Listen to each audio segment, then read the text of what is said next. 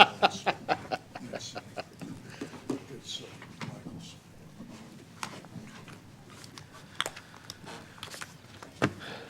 Good evening.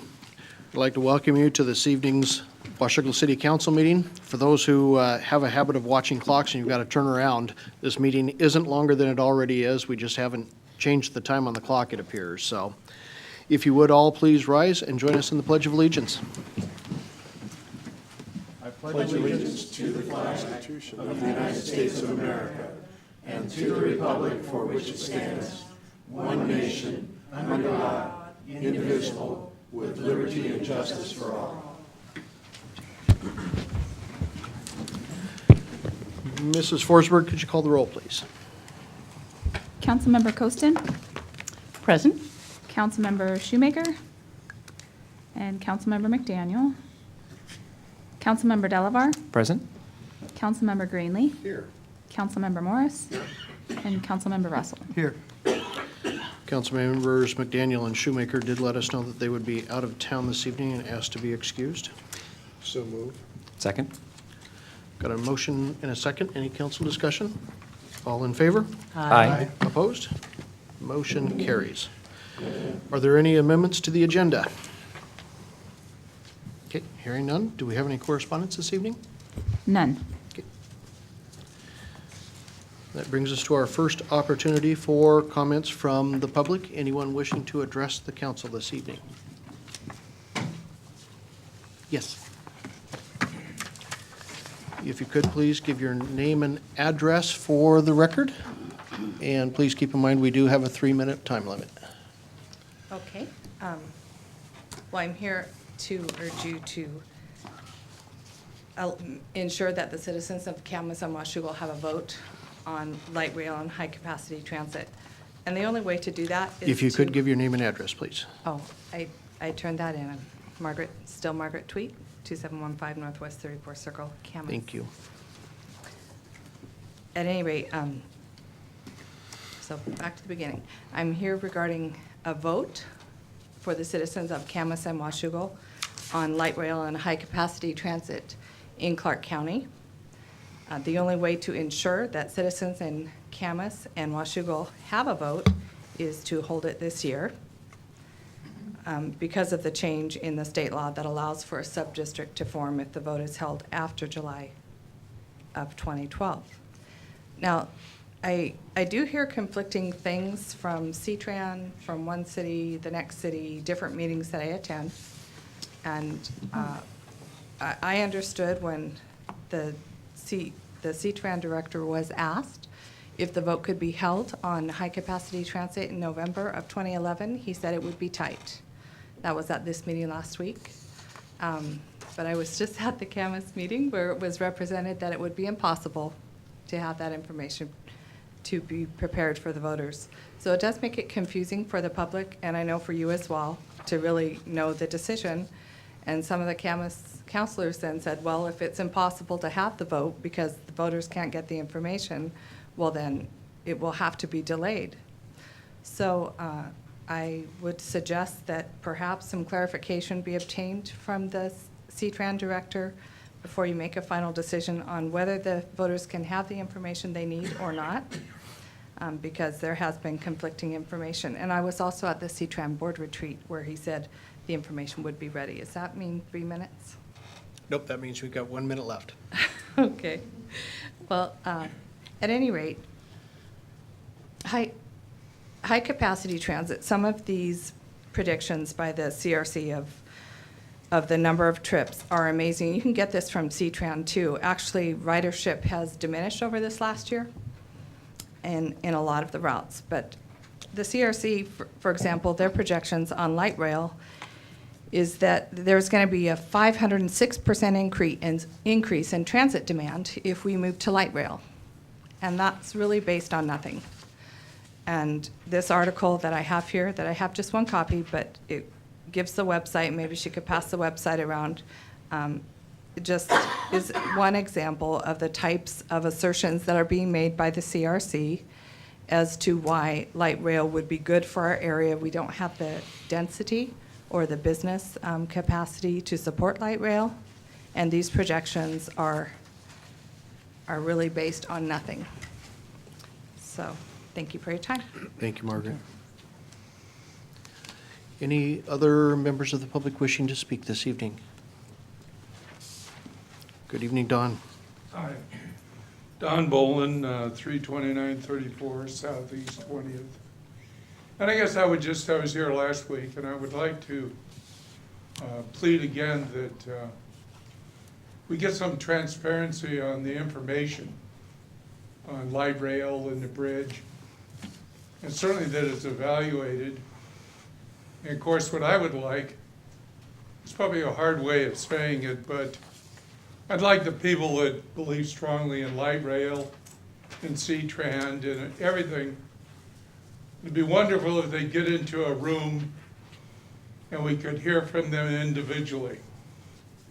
I had a bad way of pouring that, or saying that when I was in business, but it was pretty effective, I'd say. I want to get all the liars in the room at the same time. And we never seem to be able to do that. But I would implore you to do that. I would also like to have our city council, because I think it's important, take a stand on that issue. I think it's, in the long run, when we look back, it'll be one of the key opportunities that the community and you folks have in your time here. Thank you. Thank you, Don.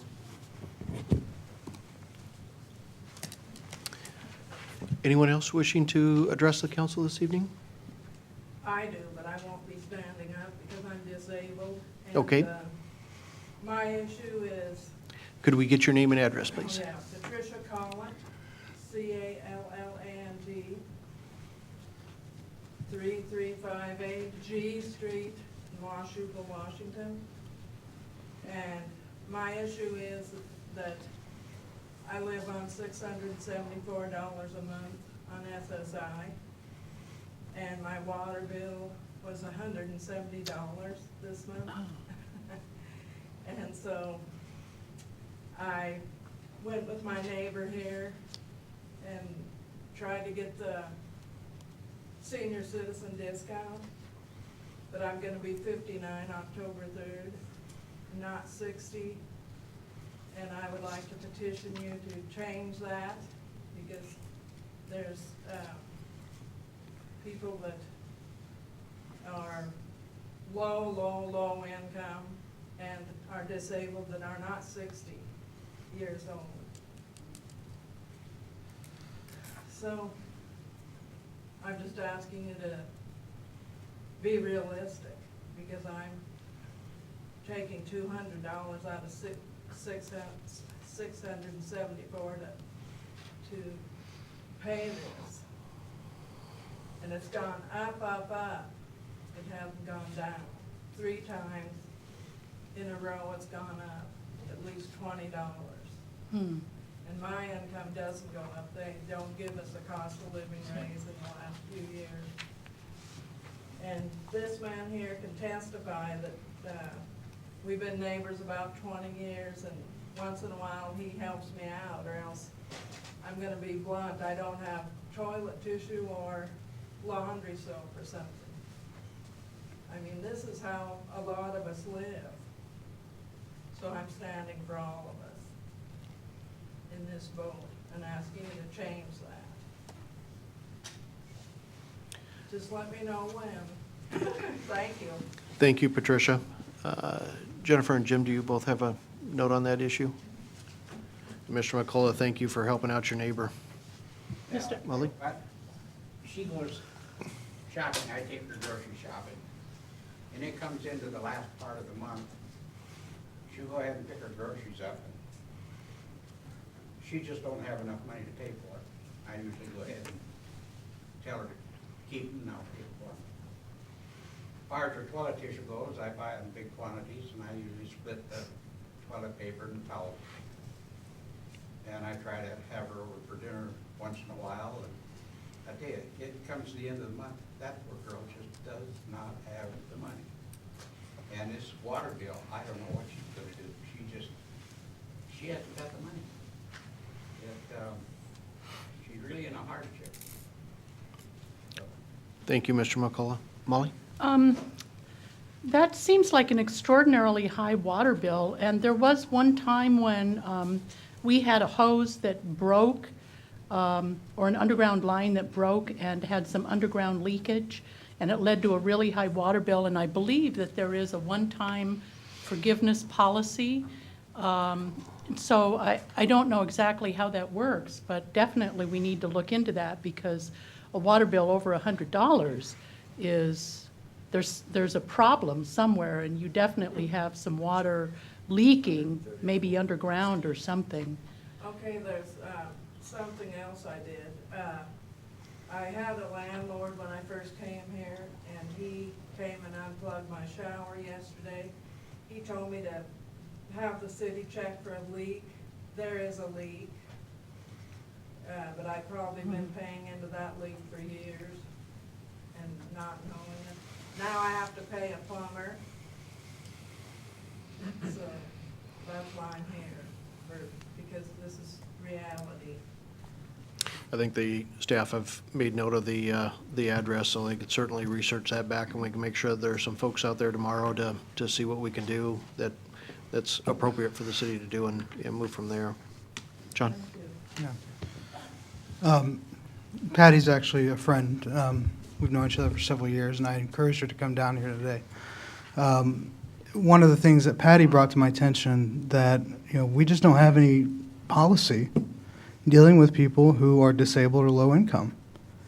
It's basically either you're a senior citizen or you have to lump it. And I know it's costly to the city, but for people, I mean, Patty's story is she's not alone. $600 a month. There's a lot of people who pay that much amount, who get paid that much amount each month, and the cost of living continues to go up. I really would like this council to consider looking at having some kind of a reduction for people who do have income requirements like this, because even at the base rate of how much you pay for water, sewer, garbage, it's expensive. And so I think we really should have that kind of a policy discussion, especially as summer comes on as well. So, thank you. Paul? Can I say one more thing? Sure. I lived on $400 a month for 2 years at one time, when I first had to go on SSI, and John knows it all. So I'm standing for me and others just like me. There's a lot. Paul? I certainly would be in favor of looking at the possibilities. I don't know the legalities, but certainly anyone who's on SSI is in a special case. Bring it back to the Public Works Committee. And we can certainly bring that all up in Public Works Committee and bring it forward to WorkShop. Any other folks wishing to address the council? Hi, Barbara. Barbara Curry, 303 Love Street, Apartment 4. I just want to point out that you may, I don't know how it affects anything, or maybe it doesn't, but there is a great, is the word disparity, I don't know, difference between what is a senior citizen in this country. AARP starts at 50. We say 60 here in this city. Burgerville, a senior discount for your coffee or your burger or your whatever you want to eat starts at 60. Some places start at 65. I don't know how this city can fix this country, but we need to have some kind of saneness, because I can't think of the big words tonight. My brain's not working. They need to have some kind of a number across the board that means something. There's a heck of a lot of difference between 50 and 65. And I'm past 50 and I'm working on the 65. That's just, we need to think about that. So there may be something in that and to set a precedent. Thank you, Barbara. Tom? Tom Anderson, 740E. Just a comment, my water bill last month was $140 plus, and I live alone. Now, I don't know whether I'm on senior citizen discount, I didn't know there was one. Water and But if sewer I and am, storm. it was still 140 plus for water sewer. Jennifer, what's the average water bill? The standard is roughly 146 for a water, storm, and sewer for 2 months. 2 months. Yep. Yes, ma'am. Marilyn Terrell, 9. If you could, 950 G Street. if you could come on up, Marilyn. Oh, certainly, excuse me.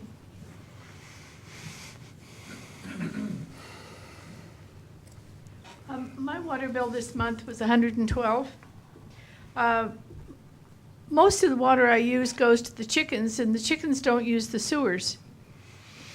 My question is, or I would like to suggest from Councilman Russell's comments, that it seems to be that if you spend $100 on used water, then your sewer bill is $50. And for me, I mean, I may be unique, but for me, the water used is not going in the sewer. In the summer, most of us water our lawns, and that isn't going in the sewer. And I would like you to consider some relationship between those two numbers. Thank you. Thank you, Marilyn. Other members of the audience this evening wishing to address the council?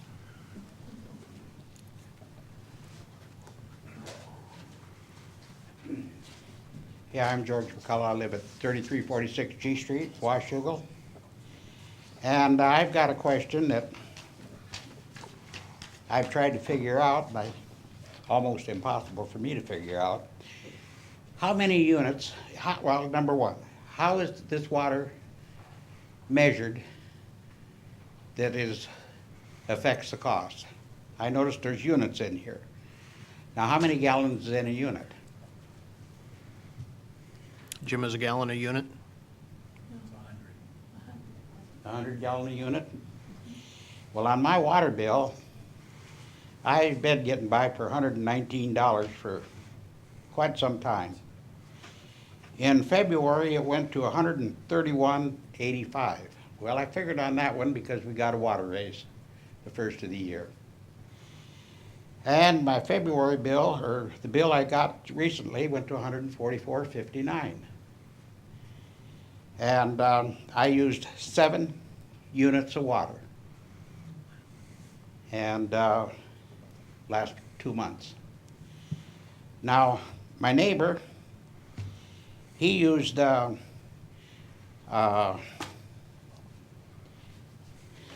13 units of water in the last 2 months. His water bill, now this is water to all only, our sewer and our rainwater and everything is identically the same. But he had 13 units the last 2 months. And his water bill was $54.04. Well, time I went ahead and divided 13 units into 80 or 54.30 or 54.04, he was paying $4.15 a unit for water. Whereas mine, I divided 7 units of water into $47.08, and my figured out when I divided the units into the bill, I paid $6.73 a unit for water. That's like if you and I went to the gas station, we pulled up the pump, and you got your gas for $4.50-some cents, 15, because you took so much, and I only took 2 gallon, in other words, and I had to pay $6.73. Now, there's something wrong with that picture as far as I'm concerned, and I was just wondering how they figured it out. What is your minimum units for a base price? Jim, Jennifer, you going to throw some light on this one? The base units that are in the base fee is 10 units. So as long as you were under 10 or under, then the base fee is the same. And then Okay, it's, what is the base fee? I don't have that. Roughly 49, I believe. Sewer's 49? 79. I believe so. I can go grab a sheet if you'd like. Well, okay, I was 7 units, so I could go ahead and should have another 3 units for the same price, right? Correct. Okay, But they don't roll over. what? I said they don't roll to the next month, so No, I know it's it. 10 every. So, that kind of helps a little bit. Maybe I can have some flowers this year. Otherwise, I was gonna let my lawn grow and go and not plant any flowers, but. Okay, thank you. I found out what I wanted to find out. You're welcome, George. One other question for Jennifer. John? I was just gonna, did it sound like he was taking advantage of the senior discount on that water rate he was paying? That's what I'm not sure, so. Because is your neighbor a senior citizen that you were comparing bills with? No, they're not. They're not, okay.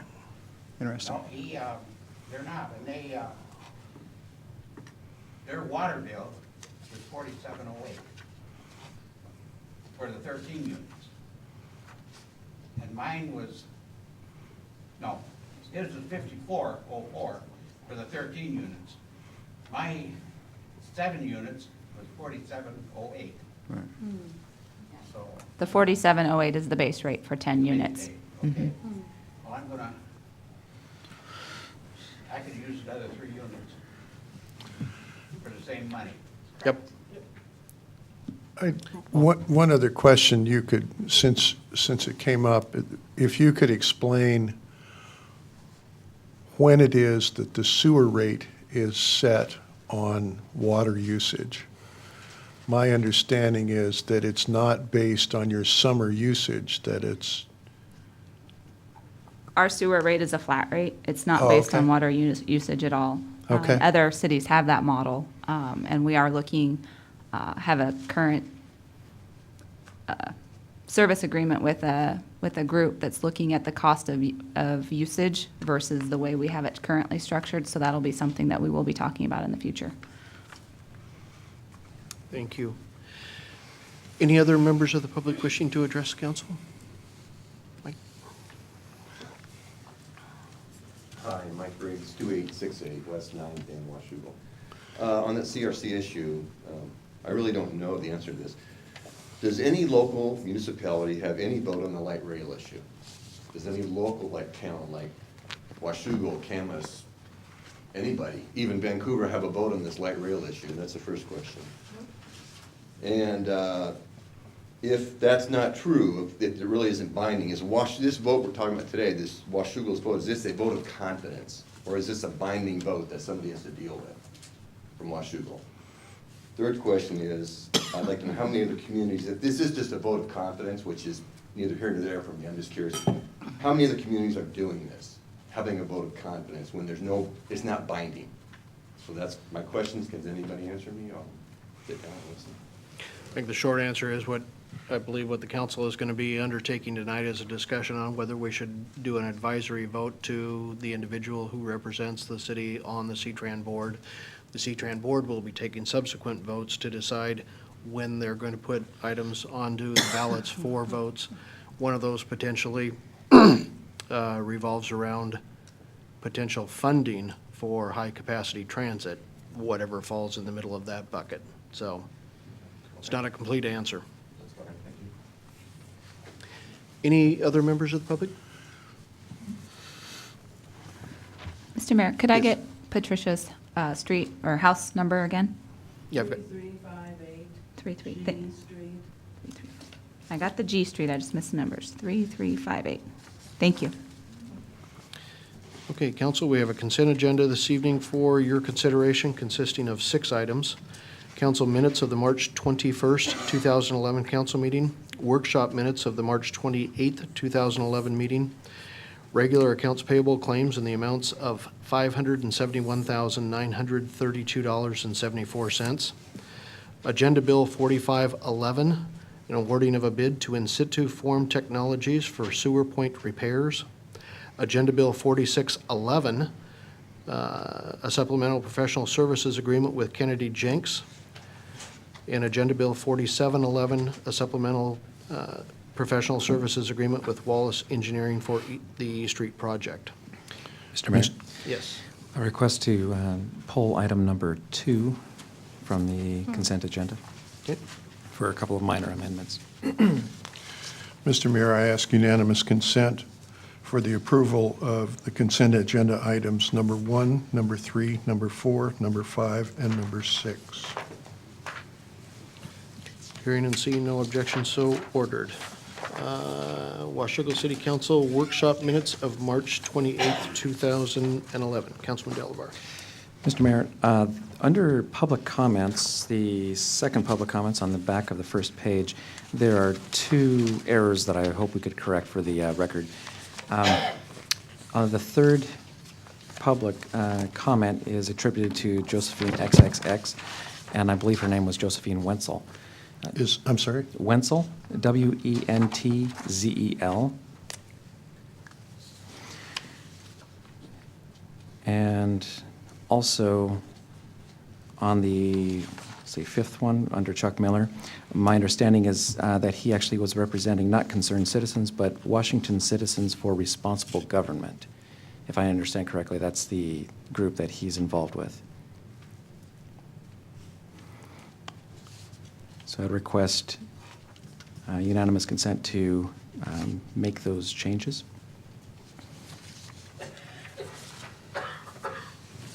Hearing no objection, so ordered. And do we have a motion for approval of the amended minutes? So moved. Second? Got a motion and a second for approval of the amended minutes. Any council discussion? All in favor? Aye. Opposed? Motion carries. Okay, that brings us to new business, Agenda Bill 4811, an ordinance to Washougal Municipal Code 3.88.020, copies of printed materials. Mrs. Forsberg.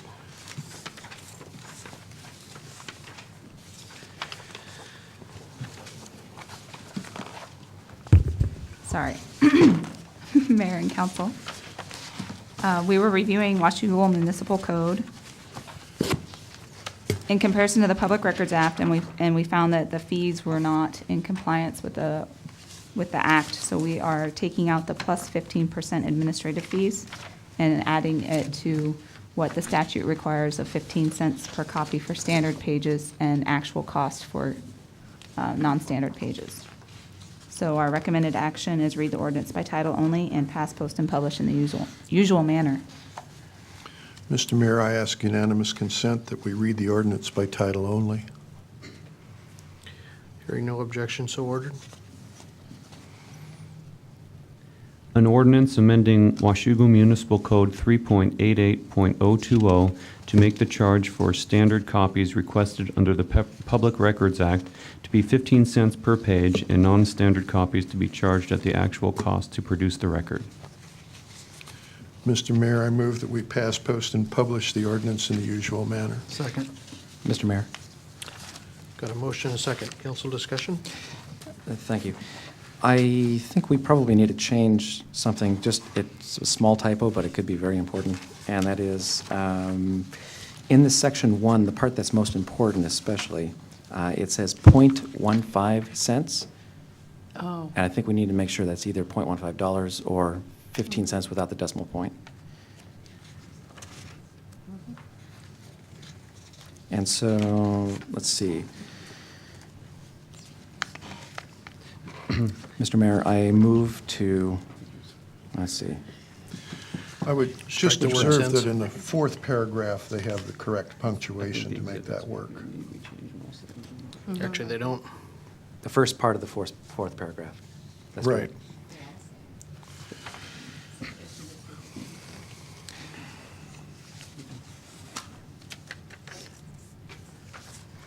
Okay, let's see. Well, we understand the intent of what we're going to do here, and so let's see. Would it make sense to change the 0.15 cents to the $.15? Second. And then replace 0.15 cents with $.15. In the title, in the 4th paragraph, in section 1, and in Exhibit A. If you can make sense of that, that's my motion. I can make complete sense of that, and I have it on there as well. No pun intended. Does anybody remember when a typewriter actually had the cent mark on there? Yes. I do. Yes. It was so much easier. Okay, no. I haven't even got my first mailing from ARP yet. Barbara, you're working the system, aren't you? Okay, so as I have it now, we've got 3 corrections to the printed material. One is in the title of the ordinance, now reading an ordinance amending Washougal Municipal Code to make the charge for standard copies requested in the Public Records Act to be .15 of a dollar per page. That same correction to be in the 4th sentence and in section 1 itself, As well as Exhibit A. Should be the next page. as well as Exhibit A.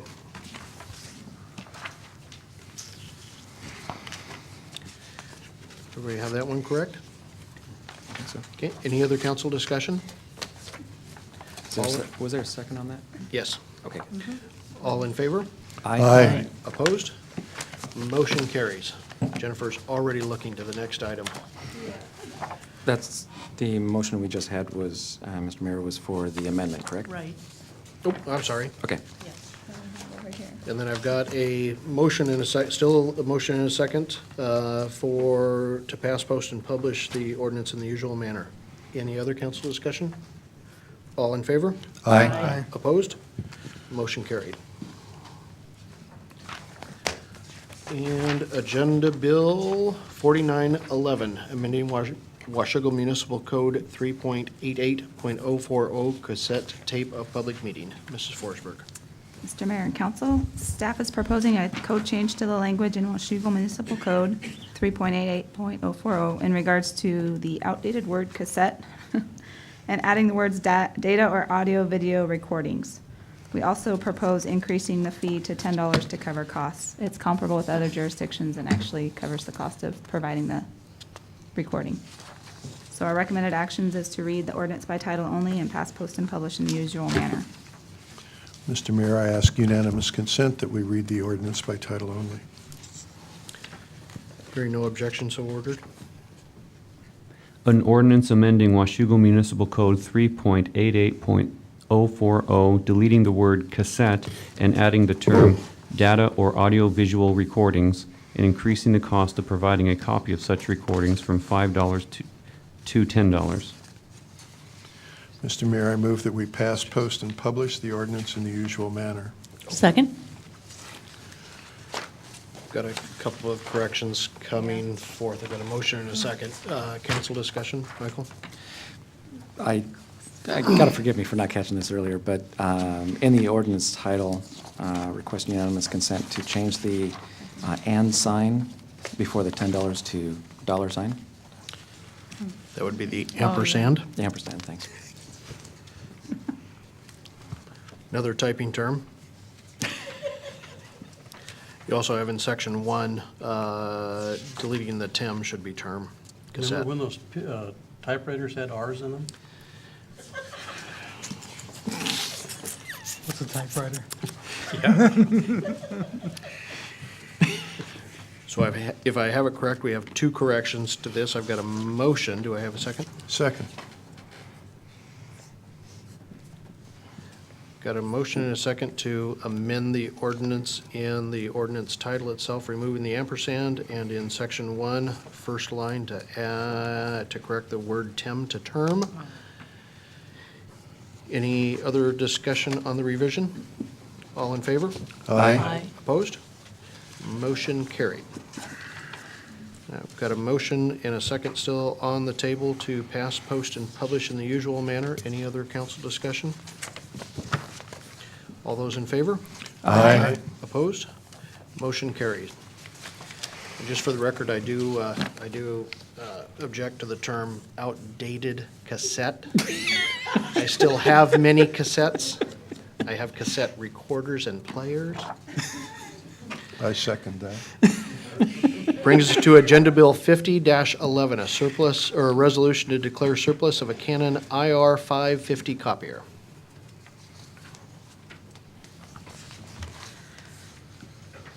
We are requesting the council approve a resolution for surplusing our 10-year-old Canon IR 550.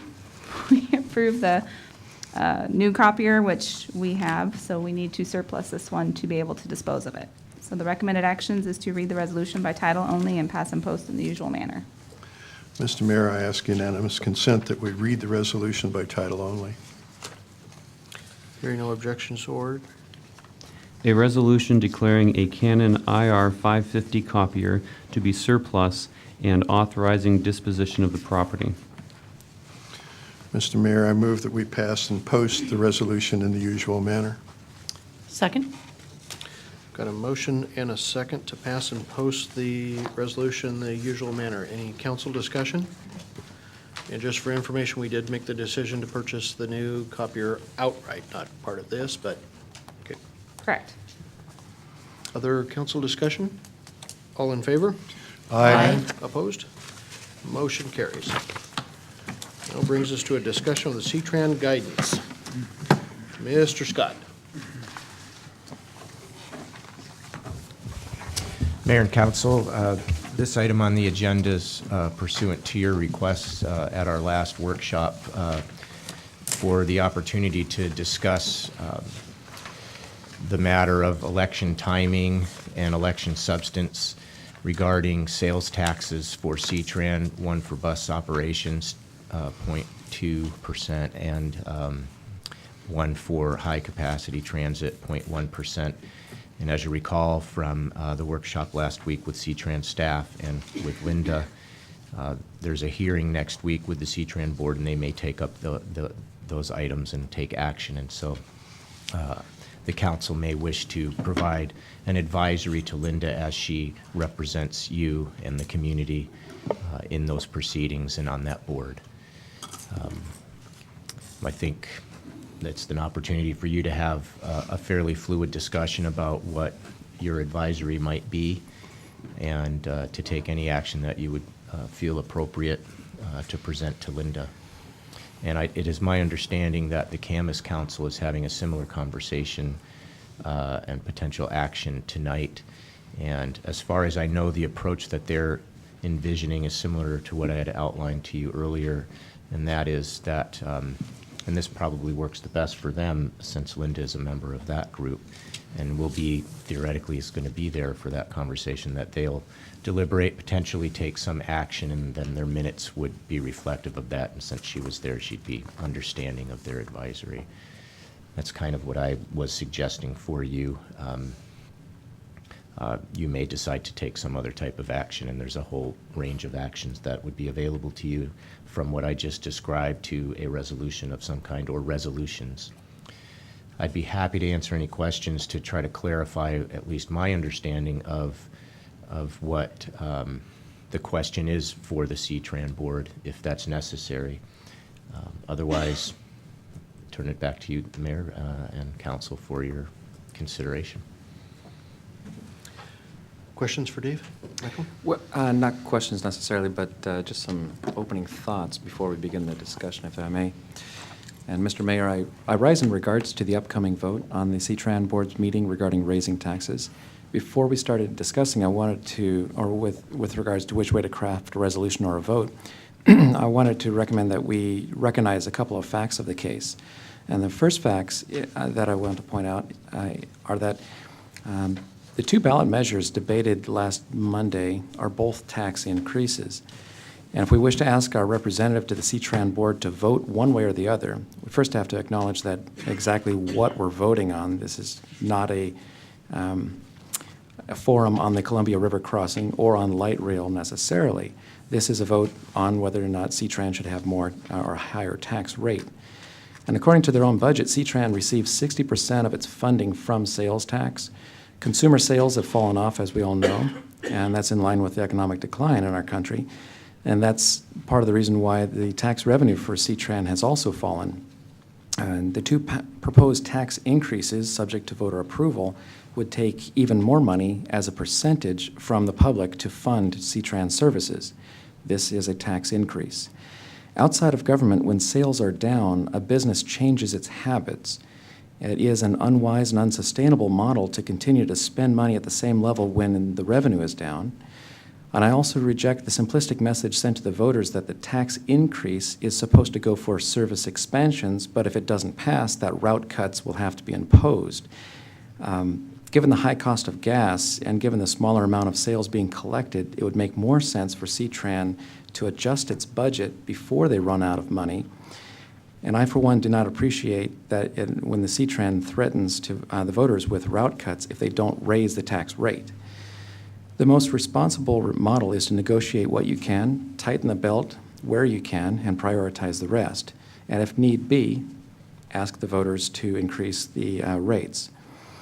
But that leads me to the final point I wanted to make here before we get into other discussions. C-Tran has 3 union groups working for it. All 3 have contracts that define wages and benefits. All 3 have contracts that are either expired or just about to expire. And that means that C-Tran is in the process of negotiating with those unions concerning what the next contracts will contain. I'm not privy to those negotiations, but I do have to ask the question, if these 3 unions are in negotiations, is a tax increase the only method by which C-Tran will balance its budget completely? Just saying it could be part of the mix. A friend of mine who works in the private sector informed me that he's now working for 25% less pay than he was in 2006. And that's tightening the belt on behalf of his company, and it hurts, and I know we have a lot of friends and neighbors that are in the same boat. So we always ask the question, why is government the only thing that cannot shrink its budget during a recession? I urge my fellow council members to direct our representative on the C-Tran board to move to withhold both tax increases from the ballot. I yield the floor. Thank you, Michael. Other council discussions? Rod?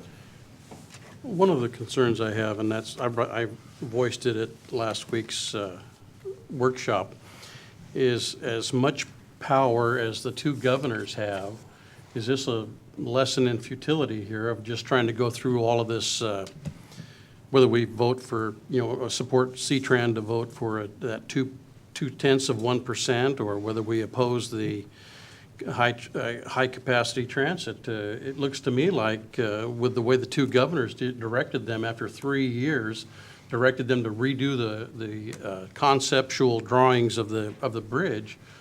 I wonder how much, when this all gets said and done, we're going to have any role in this whole thing, because it'll either come out of Washington D.C. or the 2 governors' offices. That's just a concern that I have. But when they have that kind of power, that they both said redraw the plans, it looks a little bit like maybe all of this is a lot of money wasted in meetings and time.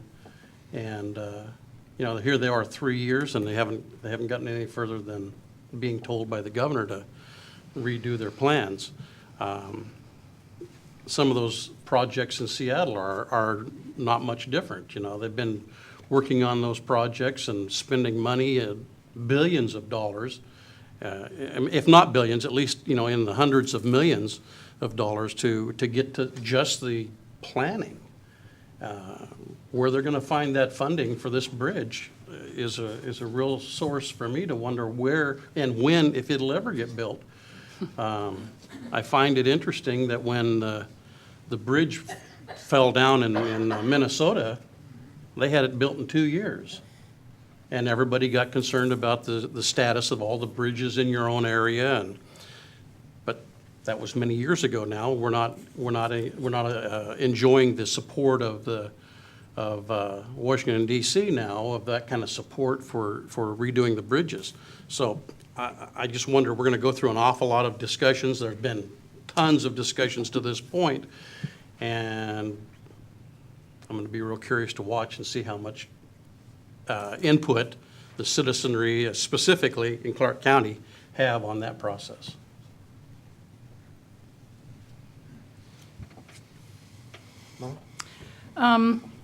Well, first of all, we're obviously getting into a philosophical discussion, and I actually appreciate that.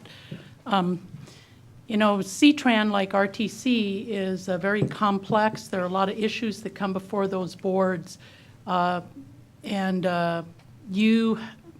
sure Ms. Dietzman understands some of those issues in detail that we would not really, off the cuff, really have total knowledge of. So I do believe that Councilwoman Dietzman does represent our best interests, both for us and for the city of Camas.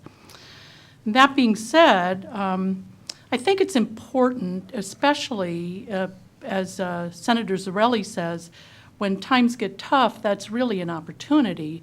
And it is an opportunity because you can cut spending, and I think it's important to send information or requests back to the voters to see if the voters think that certain things are important to reinstate and the voters are willing to pay for them. And I think C-TRAN is one of those issues. Now, I'm not certain whether voters will approve, a 0.2 increase or not, but yet I think it's important that they have an opportunity to say yes or no. And also, I believe that it is important for voters to say yes or no to high-capacity transit, and that second vote in that other piece. I think realistically, to have that on a separate ballot, I think is very important because it separates the two issues and it gives some clarity on each issue individually. Now, I know there's always, as a friend of mine said today, political calculus around all of those things, but that is with everything that we do when we're legislators. So I would just say that I do think it's important that we do have an opportunity, that voters have an opportunity to vote. They have an opportunity to vote on both issues. They have an opportunity to get an understanding of each issue separately and be represented. So I'll yield the floor to anyone else. Other thoughts, comments, Paul? One thing that Molly said has been deeply in my mind also. The report that we got at WorkShop, this is the cover. The next page, they're talking about RCW 81.104, which is the Washington law that concerns high-capacity transit and voter-approved taxes to support that. One of the requirements before you can succeed, even if you went to the polls, if the levy measure does not meet the legal standards of RCW 81.104, it's as if it didn't happen, except that you had to pay for it. It costs money to run an election. Just one of the peculiarities of 81.104 is that the governor and the chairs of the House and Senate Transportation Committees must appoint an independent expert review panel to provide independent technical review of the system and finance plan to be funded by the imposition of tax. And that has to be done, and that approval has to be issued for the particular verbiage of the levy issue before it can even go to a vote. That's just one of the extraordinarily technical details of the law and the regulation concerning C-TRAN. And I try my darndest to study all of these things and learn them, and I have to tell you that I don't understand the ins and outs of RCW 81.104. The point I guess I want to make is that I agree with you that the particulars of the knowledge or the learning curve or the specifics of running C-Tran under federal and state regulations and having a planning horizon that is often measured in decades is extraordinarily difficult. And I find it frankly inconceivable that someone could make wise and prudent decisions on the basis of several minutes or even several hours of thought on the subject. So my tendency is to want to talk to the experts, and I know Linda Dietzman quite well. I serve on the mosquito control board with her. And I know that she is one of those who is always prepared, carefully thinks through the issues, and so I would be very uncomfortable kind of saying that I understand the issue better than she does. That's all. Okay.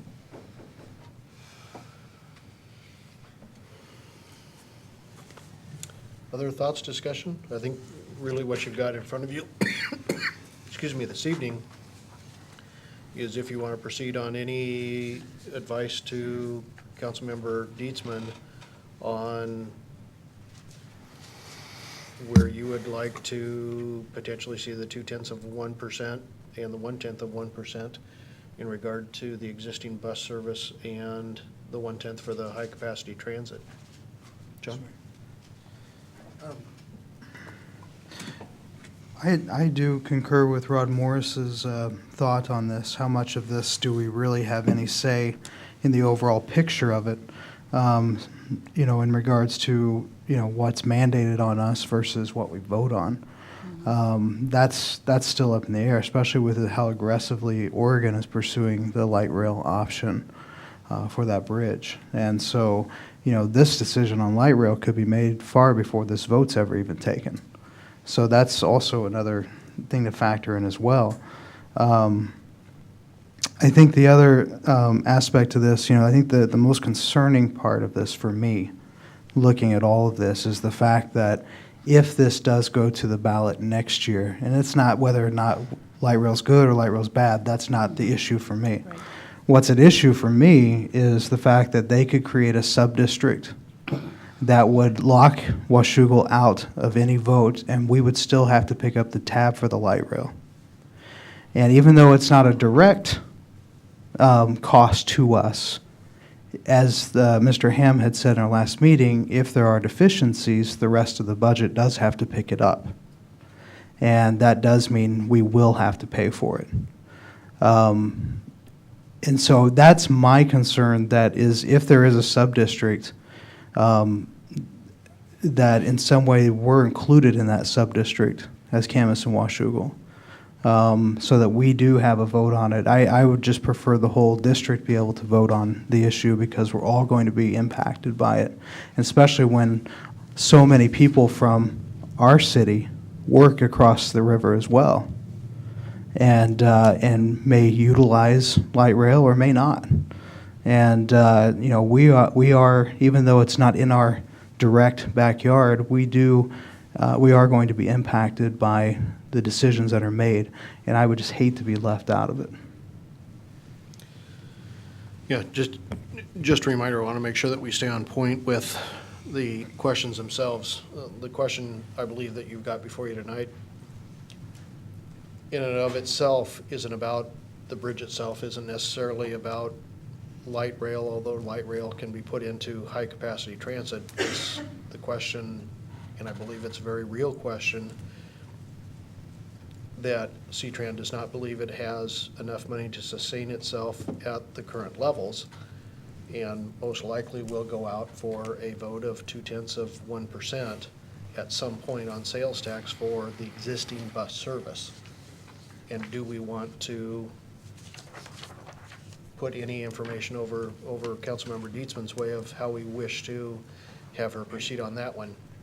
Whether, yep, go out for it, nope, don't go out for it, go out for it in November, go out for it next year. Same thing on the 0.1% for high-capacity transit. I believe that we've heard from C-Tran a couple of times now that in one form or another, they likely are going to have some sort of high-capacity transit. It may not ever involve light rail, although everybody seems to agree that light rail needs to be a component of the bridge, so there the bridge comes back in. And do you want to fund any potential shortfalls from that get into the operations of the light rail, different than the high-capacity transit along Fourth Plane or any of that type of stuff, out of the C-Tran budget itself? So I want to make sure we try and, as we try and answer these questions, that we try and stay to those two issues so we can at least get through them. That may also lead us to some other discussion items in regards to the broader question of bridges and all that type of stuff. Rod? I want to make sure that any comments that I make, I want to go on record to say that I do support the C-Tran and their operations. I have ridden the buses many times on my own. I have friends that still do it to this day. I saw Barbara and them come in the C-Van today, and I think those are all valuable assets to the C-Tran. Personally, I'm ready to ask Linda, just as my own personal feelings, is put both items on the ballot and let the voters speak. And if they want to support that or have C-Tran tighten up their belts, that's why we live in America, so we get a chance to vote on those types of things and let the message be told. And I think also that the other message is that a lot of people would get a much better, or at least the people at CRC would get a much clearer vision of what kind of support they're going to have in Clark County over the high-capacity transit. So at least on record, my vote would be that we ask them to put both ballots on the measure and on both measures on the ballot and let the voters speak. I want to, for the audience here, I want to make a point that the mayor made actually in brief. The high-capacity transit measure that's being talked about, only a small portion of that is light rail. That the other piece of it that is under consideration is a bus rapid transit system in the Mill Plain corridor. And 2 years ago, they had a pretty good design, but things have changed, and now that design is no longer considered accurate or current. Furthermore, the bridge people have yet to file their final design, including the design on light rail, and the requirement of the law is that the review panel provide independent technical review of the system. That would mean that they have to have a final plan for both the light rail and for the Mill Plain corridor before that could go to a levy election. I would hate to pin the board to making a mistake. The people that I've talked to on the board say that they will go for the general purpose bus and van voter approved levy increase of 0.2 cents on the 0.2% on the sales tax. And so I don't really think that there's much question as to whether the people will get a chance to vote on that. The question of high-capacity transit, I just don't see how C-Tran can meet the requirements of the law to have that election in November.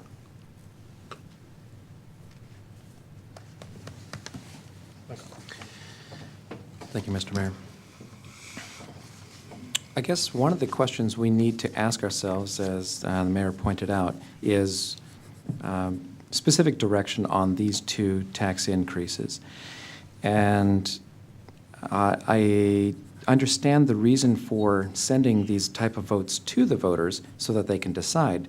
However, I won't be voting in favor of that myself, mainly because I do believe that when the city council puts the measure before the people, there is a presumption that we're in favor of it passing.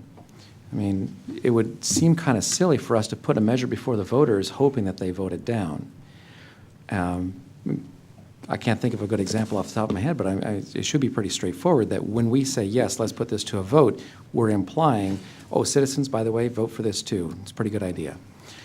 But hey, it's your dime if you do. So I think there's more than just the question of whether or not we're actually just putting it to the voters. I think it's actually, I mean, there is an implicit bias towards hoping that it'll pass if we send that message, and that's one of the reasons why I will be voting against that message. But I think we pretty much know where we're standing on some of these issues, and so I would suggest that now is probably a good time for us to start voting on this issue of whether or not the two issues should be put on the same ballot. And with regards to that, I understand that there are a lot of requirements that the C-Tran would have to go through in order to be able to put the 1%, or I should say 0.1%, on the ballot for high-capacity transit. However, according to the information that we got last week, Director Ham did say that it could conceivably be possible. So if it's not possible, I'm sure that the board would, regardless of whatever vote we have tonight, that the C-Tran board would not send it to the voters if it's not legal for them to send it to the voters. So for my vote, as far as that's concerned, I don't think we should concern ourselves with their legalities necessarily. If it's legal for them, they might, and if it's not legal for them, they wouldn't, regardless of what our vote is. So the big question is how we frame the motions, and for my portion, and I may be considerably outvoted here, I would urge our representation to the C-Tran board to refrain from putting either measure on the ballot. I know that's one option. And here's the question, though. Are we going to vote on this as a list of the different options or as just individual motions? Anybody have a preference, Ms. Mayor? I think that's a preference of you all. We could certainly discuss and vote on individual ones. I think no matter what, by the time it gets done, and I don't care if you have to go back and revisit a vote that you may have taken 10 minutes earlier, given discussion 10 minutes later on another vote. I think when it's all said and done, whatever you end up with, between David and I, we could probably get the sense of it put together to forward over to Councilmember Dietzman. So I don't think there's a wrong or right way for you to approach this thing. You certainly have a couple of different issues and at least 2 or 3 different directions you can go on each one of those. So, John? I think something that needs to be also considered too is, the possibility of just saying, we're not taking a position, Linda. Take what Camus advised you to do and go with it. That would, speak to your issue, I think, in some ways in regards to, not really getting involved with the light rail issue. That's a possibility as well. There's nothing that says we have to take a vote on it tonight.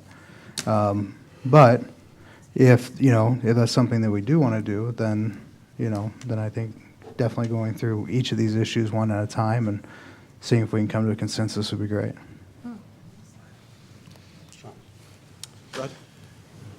Councilman Russell, I'm not sure I understand your last statement, because that's been one of the points of contention is that we're not being represented by Linda Dietzman, and now that we have a chance to give her our message. Did I hear you say that you don't want to give her a message? No, I'm just throwing that out as an option. I'm not at all saying one way or the other. I'm just saying that that's another option if that's the way the council wants to go.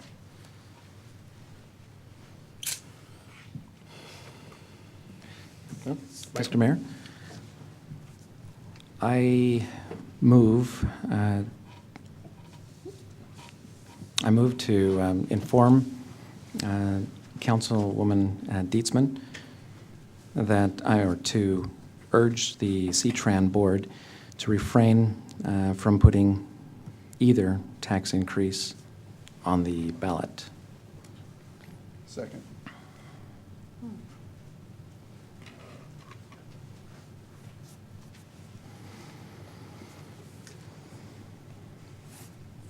I'm going to want to finish a couple notes. Okay, I've got a motion and a second to send an advisory to Councilmember Dietzman that we would prefer neither tax increase on a ballot. Is that basically correct? Yes, sir. Okay, council discussion? And Mr. Mayor? Yes. Formally, I figured that this is probably the first vote to start off with because it starts off with the baseline of nothing on the ballot. If the council votes this direction, then I guess the rest of the questions about which ballot and whether they should be joined together or not are all moot. And once again, actually, I don't need to rehash the issue. You guys understand my positions, but I urge you to vote in favor. Any questions, discussion on the motion? Okay, I've got a motion and a second to forward to our representative that neither tax increase be on the ballot. All in favor? Aye. Opposed? No. No. Roll call. I heard a clear 3-2, but roll call, please. Councilmember Russell? Aye. Councilmember Morris? No. Councilmember Greenlee? Nay. Councilmember Delavar? Aye. And Councilmember Coaston? No. Mr. Mayor, I make a motion that we have both ballot measures on the ballot this year for the 2011 election. That's both the operation and the light rail, the capacity to be put on the ballot for this year, for 2011, in the general election. On the general election. Yes. Second. I've got a motion and a second that both issues be put on the ballot for the general election. Council discussion? Move to table.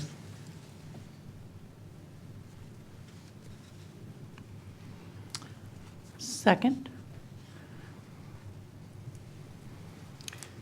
Okay, I've got a motion a motion and a second to table. Council discussion on the tabling? Mr. Mayor, well, never mind, disregard. Okay, hearing no discussion. This is on the motion to table. All in favor? Aye. Opposed? No. Roll call. Councilmember Coaston? Aye. Councilmember Delavar? No. Councilmember Greenlee? Aye. Councilmember Morris? Aye. And Councilmember Russell? No. Motion carries. Mr. Mayor, Yes. does a motion to table require a supermajority? I don't believe so. I believe it's just a majority. Scott's like, ooh, he's looking at me a little longer. So does that mean the entire issue is now tabled? Well, that was going to be my next question is, if we're tabling it, are we tabling it indefinitely, or are we just not wanting Linda to do? That is the form of the motion. Table all discussion? No, motion. to table the specific motion indefinitely. Okay, so it's just on the issue of both issues being on the same general election ballot in 2011. That was the motion that was under consideration. Okay, so we're tabling that one. Anybody care to try for another motion? to reconsider? You certainly can. But that would have to be from somebody who voted in In the favor affirmative. of tabling. I have a rough outline of a resolution that I would like to distribute. I noticed that Michael had distributed one, and I do consider this a rough draft.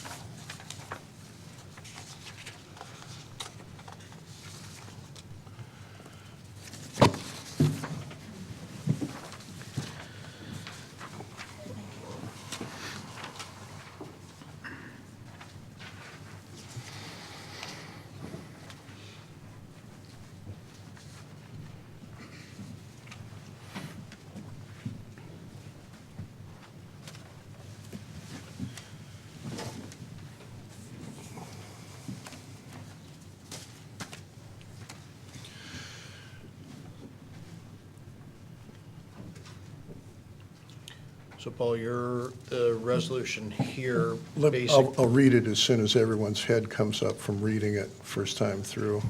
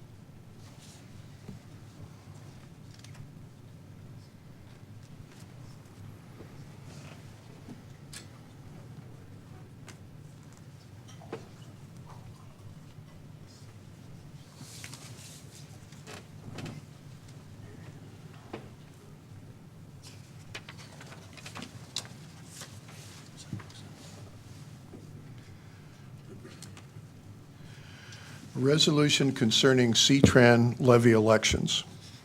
Whereas the interests of the City of Washougal and Camas are represented on the C-Tran Board of Directors by a single individual, and whereas the planning horizons of C-Tran are measured in years and even decades, board members must be well-versed in the details of operations and budget, the long-term plans, the requirements and capabilities of the existing and planned system, and how those pieces fit together in a regional transportation plan that includes not only Southwest Washington, but also Oregon. And whereas the C-Tran board and staff must have special knowledge of the laws and regulations governing C-Tran. In parenthesis, the extraordinarily detailed technical requirements of RCW 81.104 are but a single example. And whereas these information and knowledge needs contribute to a substantial learning curve and make it improbable that anyone could make careful and prudent decisions based upon only a few minutes or even a few hours of investigation and consideration. And whereas our representative Camas City Council member Linda Dietzman has spent the requisite time and effort to become a knowledgeable and well-informed board member. Now, therefore, be it resolved by the City Council for the City of Washougal, Washington as follows. We believe that the interests of Washougal are best served by the experienced and prudent representation of Councilmember Dietzman. We therefore will depend on our representative's expertise in the issue of for what, whether, and when C-Tran will seek voter approval for sales tax levies.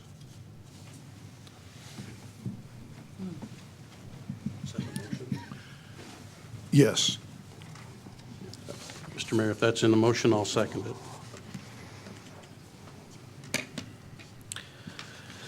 Got a motion and a second for the just read resolution. Council discussion?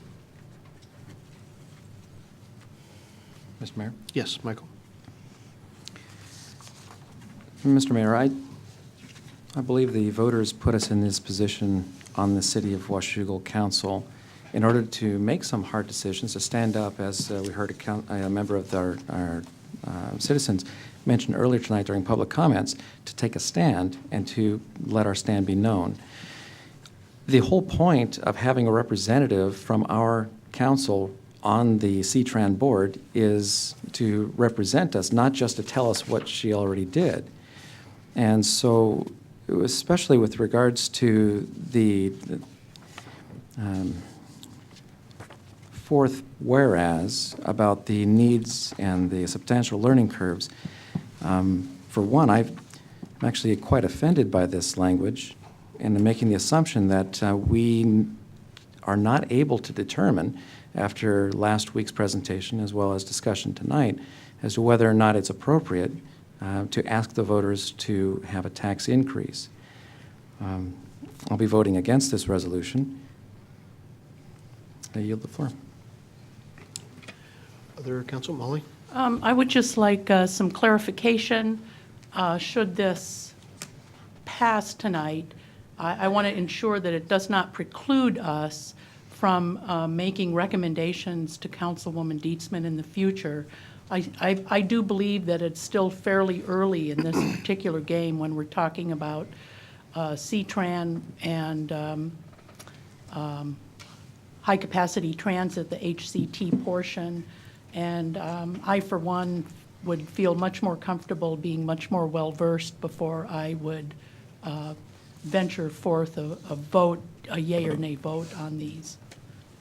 I don't believe, should you pass this or something similar to this evening, I don't believe that you're locked into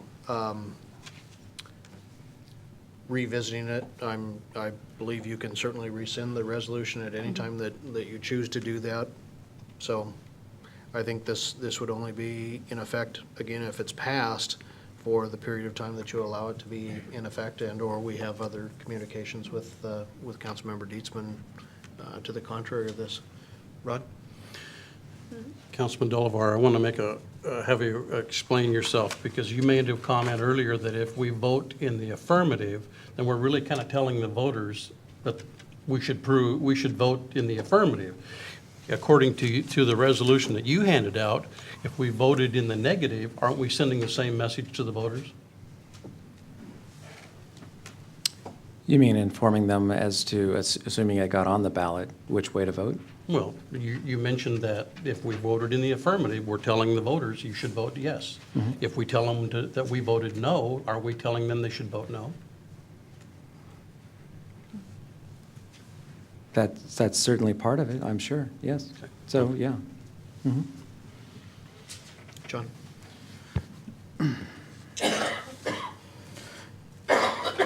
Councilman Greenlee, I appreciate the time and effort you put into this. One of the concerns that I have with this is I can't wholeheartedly sign off on this on a couple levels. One is, while, yes, Linda Dietzman has been on this board for a long time, this past Monday meeting was the first time since I've been on the council in 2006 that she has ever come before us to answer questions or to ask our opinion. And after learning about some of the things she had voted for that I don't agree with, in particular about the CRC, I can't put my name to something and saying that I affirm the things that she is wanting, the direction she's wanting to go. The other thing that I can affirm here also is that the C-Tran board or the staff are looking out for the taxpayers. And in their bylaws, they say their first priority is the wrong word, but the propelling of C-Tran, and pushing and promoting C-Tran, which is what their board minutes say, and that's fine, but that does not mean they're looking out for the best interest of the taxpayers. So on two fronts, I'm really having issues with being able to support this particular language.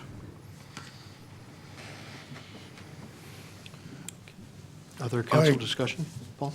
I have the C-Tran bylaws in front of me. I would appreciate it if you would show me where that is in the bylaws. Mission statement? Do you have that on here? I have the bylaws, which are the governing rules, and also the ethics are behind that also. Other comments, questions on the motion that's under consideration? Okay, hearing none, I've got a motion and a second for the resolution put forth by Councilman Greenlee. Effectively, if I can just boil this one down, Paul, that puts it into Councilmember Dietzman's hands to do as she sees appropriate. Any final council discussion? All in favor? All right, I'm sorry, discussion here, real quick. Mission statement. C-Tran board members will uphold C-Tran's mission statement while performing their other public duties and responsibilities. Comply with all laws and regulations, adhere to applicable C-Tran policies and procedures. Board members and employees will at all times treat each other with dignity and respect. what I'm trying to get at with this being the mission statement, there's nothing there in regards to the taxpayers, but it has everything to do with C-Tran and who's on the C-Tran board. So my just bringing that forward is to know that, you know, I'm not saying that that's bad or that that's good. What I'm saying, though, is just that their mission is to propel C-Tran. Our job is to protect the taxpayers. Okay, any other council discussion? Okay, I've got a motion and a second for the resolution. All in favor? Aye. Opposed? No. Roll call. Councilmember Russell, Nay. Councilmember Morris, Aye. Councilmember Greenlee, Aye. Councilmember Delavar, No. and Councilmember Coaston. Aye. Motion carries. So, Mr. Mayor? yes. If I understand correctly, then in regards to the resolution that was just passed, that would resolve the issue of guidance regarding the 0.2 and the 0.1% tax increase ballot measures and disposition of that. And timing of it, and Okay. I believe that to be correct. Would it also, and yet there is another issue which is on the, which I would like to place on the floor, and that's with regards to the handout that I gave each of the council members with regarding the sub-district, which was part of our discussion last week. And I believe it is appropriate for us to give some direction to our representative with regards to the sub-district. The sub-district itself would be a taxing sub-district, so that, and the potential is that if the 0.1% is not on the November ballot of this year, but is pushed off into the future, it is possible, should C-Tran decide to go that direction, to gerrymander a district which would ensure the passage, or likely passage, of the 0.1%. My main issue with that political maneuver is not so much just that the voters would or would not approve it. My main issue is that according to the testimony given to us last week by the director, that high-capacity transit tax for that sub-district would not fund the sub-district fully. It would only provide some of the funding, and the rest would be subsidized by the rest of C-Tran. So in other words, it'd be taxation without representation on some level. There's very likely to be a lawsuit against the first city that goes through with this, and I believe that might be happening. I think it's in Pierce County. Not sure about that. My understanding is that that's quite possible that could happen, so it might not even legally be a possibility to split it into a sub-district and have it subsidized by the whole district. However, given that some of the discussion that we had last weekend tonight was with regards to whether or not Washougal should be or should not be part of a sub-district, I put together this resolution in order to attempt to represent Washougal as best as possible, and I think that's best done by not creating a sub-district. Let the entire C-Tran subsidize all of C-Tran's activities, rather than having one portion vote on and create high-capacity transit, and then have the rest of the district subsidize it. And I move that we pass this resolution, which is titled, "A Resolution Concerning the City's Position on a Prospective C-Tran High-Capacity Transit Taxing Sub-District." And Mr. Mayor, if with your allowance, I'll go ahead and read the motion. Absolutely, I think it's, Okay. I think it's completely appropriate. Under recitals, it says, whereas the C-Tran board might soon consider the question of creating a high-capacity transit taxing sub-district, and whereas this proposed sub-district would restrict the right to vote on the formation of the high-capacity transit taxing sub-district to only those voters residing within its proposed boundaries, and whereas, according to the C-Tran director, the proposed sub-district services would be subsidized by the entire C-Tran district, including all those not residing in the sub-district, and whereas voters living in the greater C-Tran district but not living in the sub-district would pay the tax towards the high-capacity transit without the benefit of voting on its establishment, And whereas many residents of Washougal commute daily over the I-5 bridge and are affected directly by the establishment of a high-capacity transit taxing subdistrict that affects their commute on the I-5 bridge, and whereas the establishment of a high-capacity transit taxing subdistrict would deprive the citizens of Washougal a vote in its formation while experiencing the consequences of its creation, now therefore be it resolved by the City Council for the City of Washougal, Washington as follows. Section 1.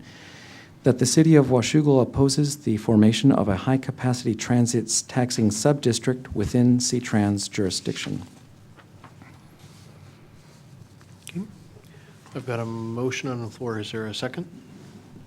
Second. Got a motion and a second. Council discussion? Paul? Couple of comments. That RCW that I keep referring to, 81.104, one of the requirements before you can go to a vote on a district is that the funding plan has to make sense, doesn't even convey the level of that hurdle. You actually have to be able to pay for the expected operations with the increased revenue from that district. So the idea that you could take a little bitty piece and pass a district and then charge everybody outside the district that tax rate simply is not true.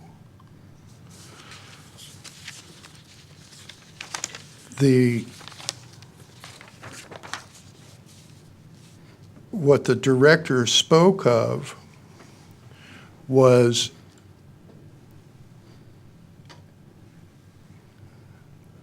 the way the question was posed was, is there a conceivable situation under which high-capacity transit would have to be operated with funds from the general C-Tran district? And the answer to that is yes, there is. But, and of course, Mr. Ham, being very sparse with his words, didn't go into the detail that in order to pass the taxing district, the funding plan has to pass muster from this technical committee, which is put together by the governor and by the state legislature. It's not, C-Tran doesn't get to pass on its own plan. That's passed on by somebody else. And so I have a problem with paragraphs 3 and 4.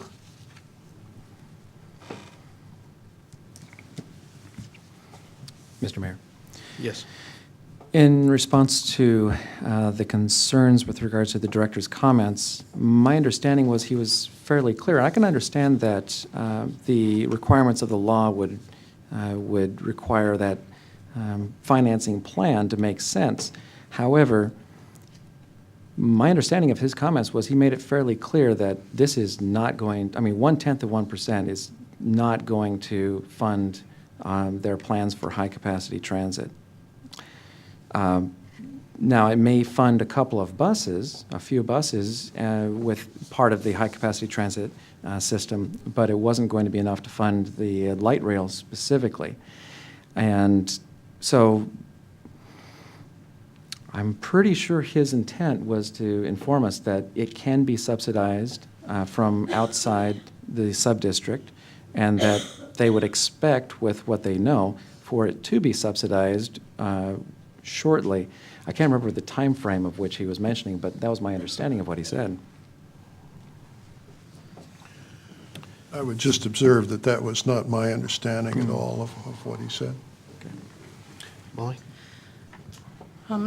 Actually, I would agree with the overall premise in Councilman Delabar's argument here, and regarding sub-districts and the ability of all living within the taxing authority to be able to vote on the tax. However, I would have to vote no tonight because I do feel that there is some ambiguity in the information. I don't feel like I have 100% clear understanding of exactly what the subdistrict would be, and then some of the implications of that taxing.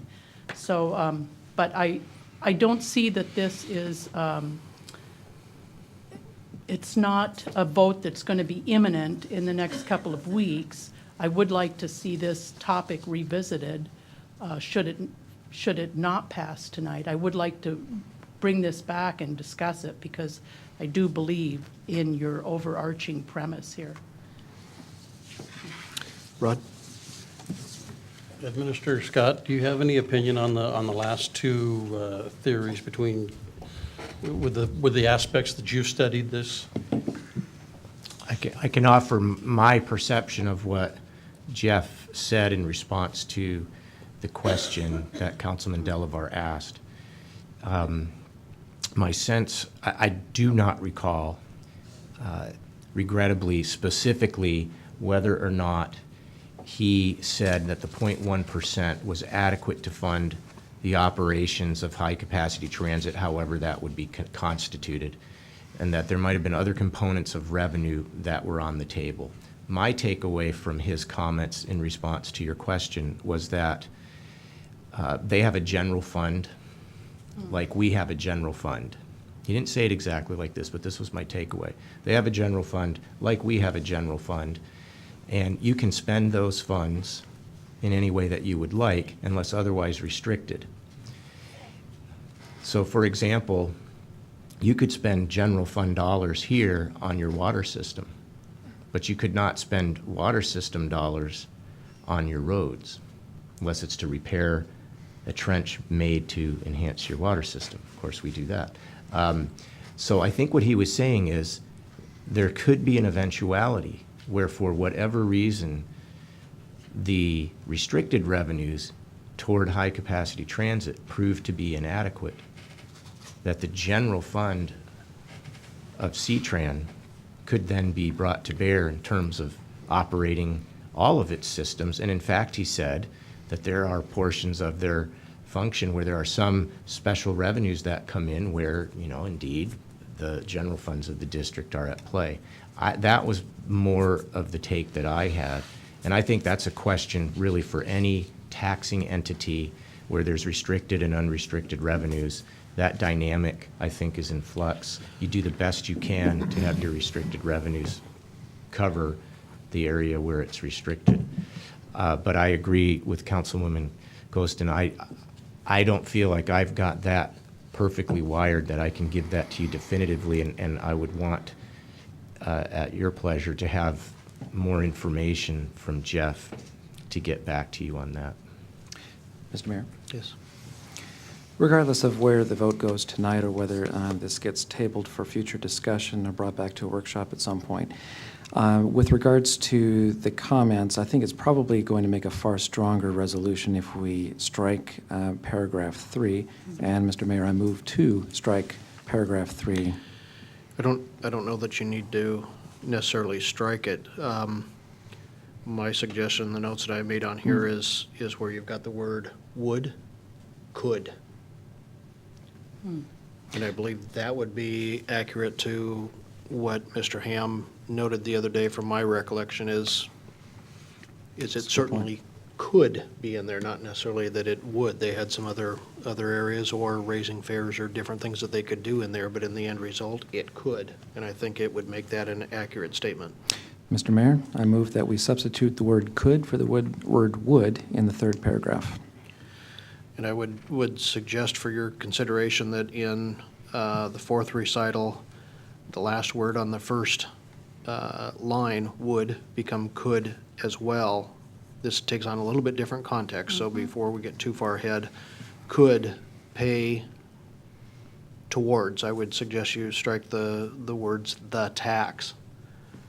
I believe the discussion that we had last week, if there was a sub-district, for example, that was just the city of Vancouver, there I don't believe, and I believe Jeff answered the question definitively, that no, if there was a sub-district, Washougal would not be required to up our sales tax by 0.1% unless we Right. were within there. Right. However, I would de facto be paying the tax if I was purchasing things in the city of Vancouver to be covered by that.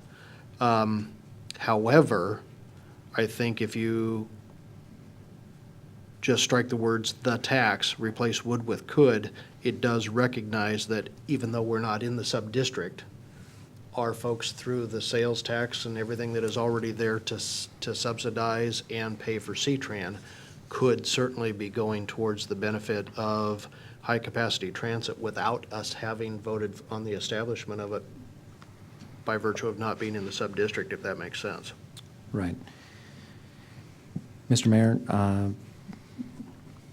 it's probably easiest just to substitute could for both woulds first, and then strike the words "the tax" in the fourth paragraph. And I move so. I've got a motion for the amendments. Do I have a second? Oh, I'm sorry, John. Yeah, Councilman Delaware, would you entertain adding in, just striking that third paragraph altogether in regards to the director of C-Tran? I don't know that it's really relevant. And because there's ambiguity as far as what he did say and how he said it, or I mean, it doesn't change the intent. I think your third paragraph is the entire reason that you would have this resolution there. Yeah, okay.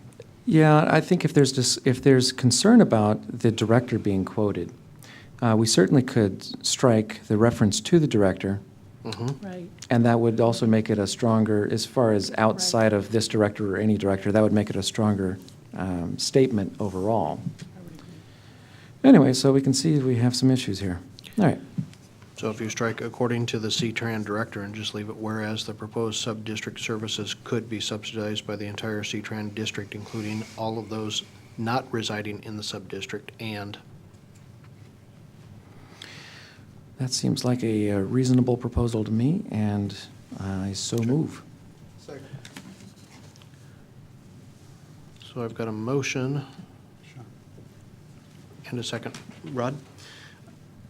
I think there's so much ambiguity here that we really need to have more discussions on this at a later date. This isn't like Councilperson Costin said, this is just not going to happen anytime soon, and I just think that we should take a look at this and take it up at another time. Other discussion, council discussion on the amendments to the resolution? Okay, hearing none, I've got a motion and a second to replace the appropriate wording, and I think, Jennifer, I've got a correct copy here. All in favor? Aye. Aye. Opposed? Aye. Motion carried. And I still have a motion and a second on the floor for the resolution itself in its amended form. I also am concerned here that that these taxing sub-districts and all of this is extremely hypothetical at this point. I have no idea what the proposal is actually going to be, and I agree with that. I would be much more comfortable waiting until we had something like an actual proposal rather than a pig in a poke.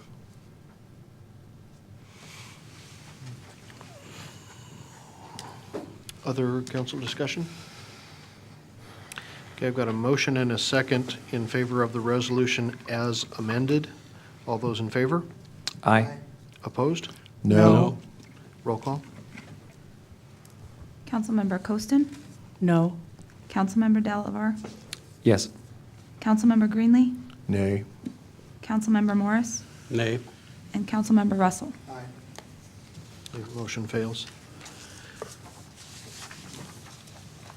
I do, in regards to, excuse me, the premise of this resolution, I certainly, I would ask staff to somehow signal to Mr. Hammond, to Councilmember Dietzman, that we want to be kept in the loop as much as we can and as early as we can. If this discussion goes forward, I think it's completely appropriate if there's a discussion of a sub-district informing of that, that the city would want to have, and certainly the council would want to weigh in on its creation and how that would affect or not affect us if there are ways that it possibly could not. I hope they have those discussions prior to a drop-dead date where they can start discussing at the same time that they can form the sub-district and we're out of it, so. Mr. May, I can talk to Jeff, and I can confirm, I think, the understanding that it's not happening on the 12th. If I hear something different than our understanding, we'll be here on the 11th. You don't believe it could happen on the 12th, correct? Well, I don't know. I don't know what's on their agenda and what they've noticed. No, I mean, as far as formation of a sub-district, they don't even have the legal ability to do it until July of next year, do they not? Right, but they could prospectively say that's what they plan to do or something like that. Right. I'm not sure. I'll just check in with them and Okay. see what's up. Other items for council consideration in regards to the sales tax issues with C-Tran? Paul? No. Any other discussions along these lines before we go away from this item? I believe we've got everything. Jennifer, you're looking at me like, ooh, did I forget one? Okay. Okay. We're now at that point in the agenda for any other public comments for the council. Barbara. Straight ahead and just to your right, just to your right.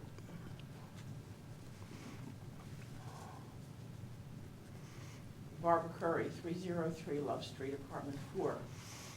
First, I'd like to thank the council for letting us be privy to this kind of discussion. The first one I've been involved in listening to, and I found it extremely interesting to see how the members work, see how these things are crafted. Second of all, I want to tell you about a couple of things that you probably already know, but you may not have thought about.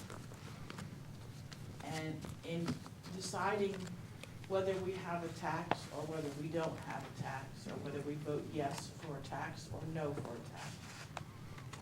And C-Tran threatening that if we have no tax, that we will be cut, or Camas won't have a connector. Or, like I said to you the other day, imagine living in Camas where you can't get anywhere if your only transportation means is a bus or C-Van, or rather the connector, because there's no bus route. I have lost a job in the last 2 years because of a cut in C-Van and C-Tran, and conversely C-Van service. I cannot get to Portland to work on the Portland Spirit. It was my dream job, but that's neither here nor there. I can't do it anymore. I was only paid $50 a cruise, which that's what they pay, so that's what you get. It would cost me $40 one way to hire a taxi cab or hire transportation for the trip over, and $40 to come back. Now, I like my music. I don't like it that much. If I wanted to go to this Portland Spirit to work for a 6 o'clock dinner, I would have to leave at 2:30 or so in the afternoon on C-Van to try to get a connection with the TriMet lift over in Portland somewhere between 3:30 and 4, hopefully, to get to the boat by 5:30. And when I get back, I could take the TriMet lift to Jansen Beach. I could take the bus from Jansen Beach to Vancouver, and then I guess I'm supposed to walk the streets of Vancouver the rest of the night, because it would cost me $30 to get a cab from Vancouver to home. I lost that job. That's the kind of thing that happens when services get cut. And I'm not here to tell you, cry poor me. I just want you to know what can happen. And I'm just an individual, but I bet I'm not the only one that has a problem with it. I felt strongly enough to come over make sure that everybody heard the words and it gets written down in the minutes. Thank you. You bet, Barbara, and it will. Thank you for putting a very real look on that. Other members of the public that would like to address council? Okay. Seeing none, going into the mayor's report, I have a couple of items for you this evening. The first one is just an early note for Monday, May 30th, Memorial Day.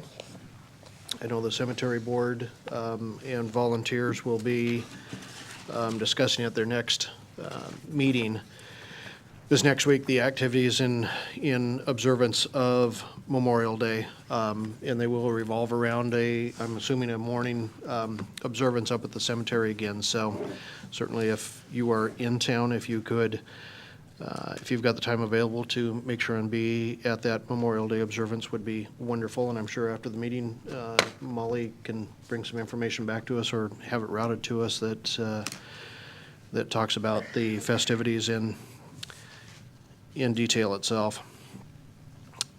The other item I want to bring up is one that I had brought up to the council in workshop a couple of weeks ago. And this gets to the establishment of an ethics committee of the council to look at our current ethics policies as we have them in the employee handbook, and to make a determination and advise council on whether they believe that we should make any changes to those or that they are adequate. I sense today a lot more acrimony in the political world that we all see, not only sometimes here in our own chambers, in some of the city council chambers close to us. We certainly see it on the television almost on a weekly basis, if not more often. Some of the unfortunate incidents that underscore that, certainly the shootings that took place down in Arizona and the shootings that took place down in Florida at a school board meeting of all places. And I think, there are certainly times when things are horribly tragic. There are times when, if nothing else, we embarrass ourselves by some of the statements and some of the actions that we take. I believe as elected officials that our public demands more from each one of us. I believe that the comments and the deliberations that we have should be measured and they should be considered. And I believe, as our current ethics policy says, that we should conduct ourselves with a high degree of honesty, fairness, decorum, and professionalism.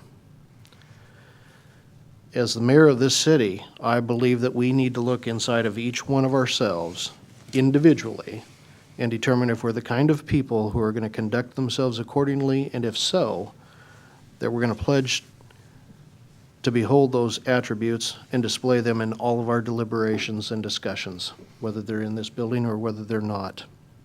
If we're not able to exhibit even that small amount of professionalism, then I believe that there should be consequences for both our actions and our words. And I believe I have received communications this last week from even one of our employee unions that has questioned our ability to police even ourselves when, if it was an individual staff member within the city that decided to do some things against the ethics policy that we have, they certainly would be reprimanded at the least. Personally, I want to see this action start now. You'll recall that I've talked about this issue for more than a year. I brought it up again in November. I brought it up again a couple of weeks ago. Now, I've been told by a couple of council members that they don't believe that we need such a review of our policies. I think in the last couple of weeks, we've certainly had some instances that would lead at least myself to believe otherwise.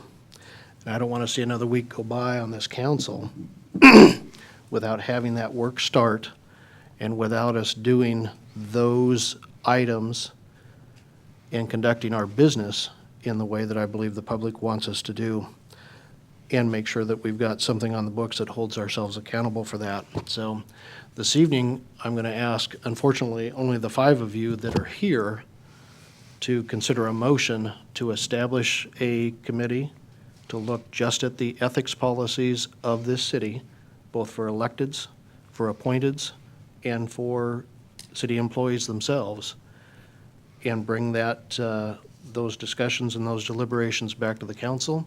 And I would ask you to seat that committee this evening as well. So move. Second?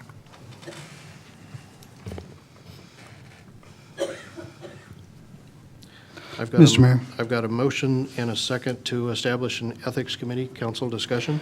This, I believe, goes under the purview of the committee which does the appointments to committees, and is not something that can be done without going through that committee first. Respectfully, I'm asking that, especially since the ordinance says that that committee only meets in December, that December is going to be way, way too long away from that. That's wrong. And I believe that to be correct. And I also believe that you as a council can do whatever your wishes are. That committee actually can meet at any point in time. It's supposed to be formed in December. And I believe if you look at the wording, that's exactly how it's written. I would also like to point out, too, that there are 2 members that are absent tonight. This would not be a vote of the full council. And I would think that this, in particular, being such a big and heady issue, not only needs to go through the proper channels, also needs to involve the entire council and not taking advantage of when they're gone. And I think the council can certainly take that under consideration. I would, in every day of the week, I would wish that all 7 members were here this evening, but they're not. I don't believe that it was any surprise that I brought the issue up to WorkShop and said that I'd be bringing it back to council. I believe that there are 5 very intelligent individuals sitting here, and I don't believe that having 2 other council members sitting here would cause the vote to go against reviewing our own ethics policies to see if they're adequate. I go back I again could to be wrong. the wording of the language we actually just passed, which established the committees made of council members has to go through the appointment committee. Mr. Mayor. Michael? I think there might be a nuance in the discussion here that I wanted to point out, and that is the code, I don't believe necessarily says that the appointment committee would create the committees, but it would simply appoint the members to that committee. And if I understand correctly, staff is now reviewing the actual code itself, so perhaps they could enlighten us as to that nuance and what that nuance exists.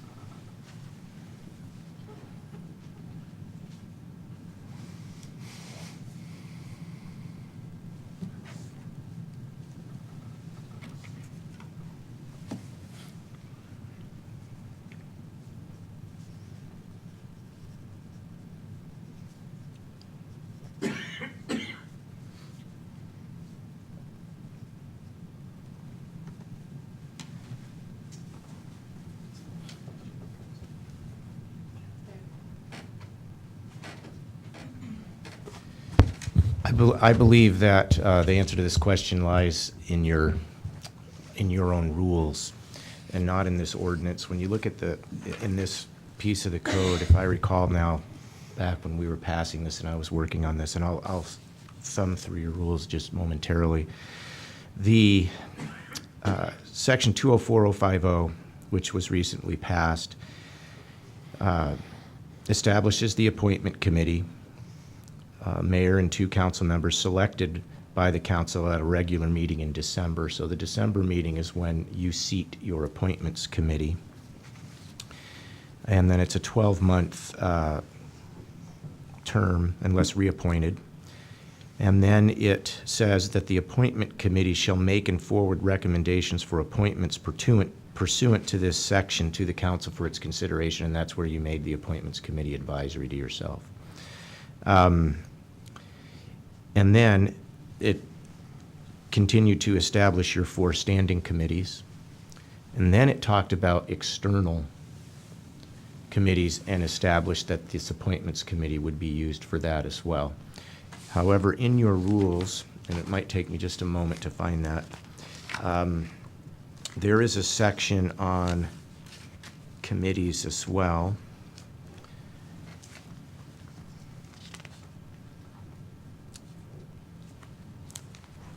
if I recall.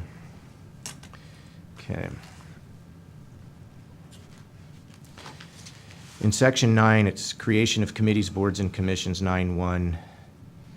The council, this is, although it's titled Citizen Committees, Boards, and Commissions, the council may create committees, boards, and commissions to assist in the conduct of the operation of city government with such duties as the council may specify. So I don't think that's the one.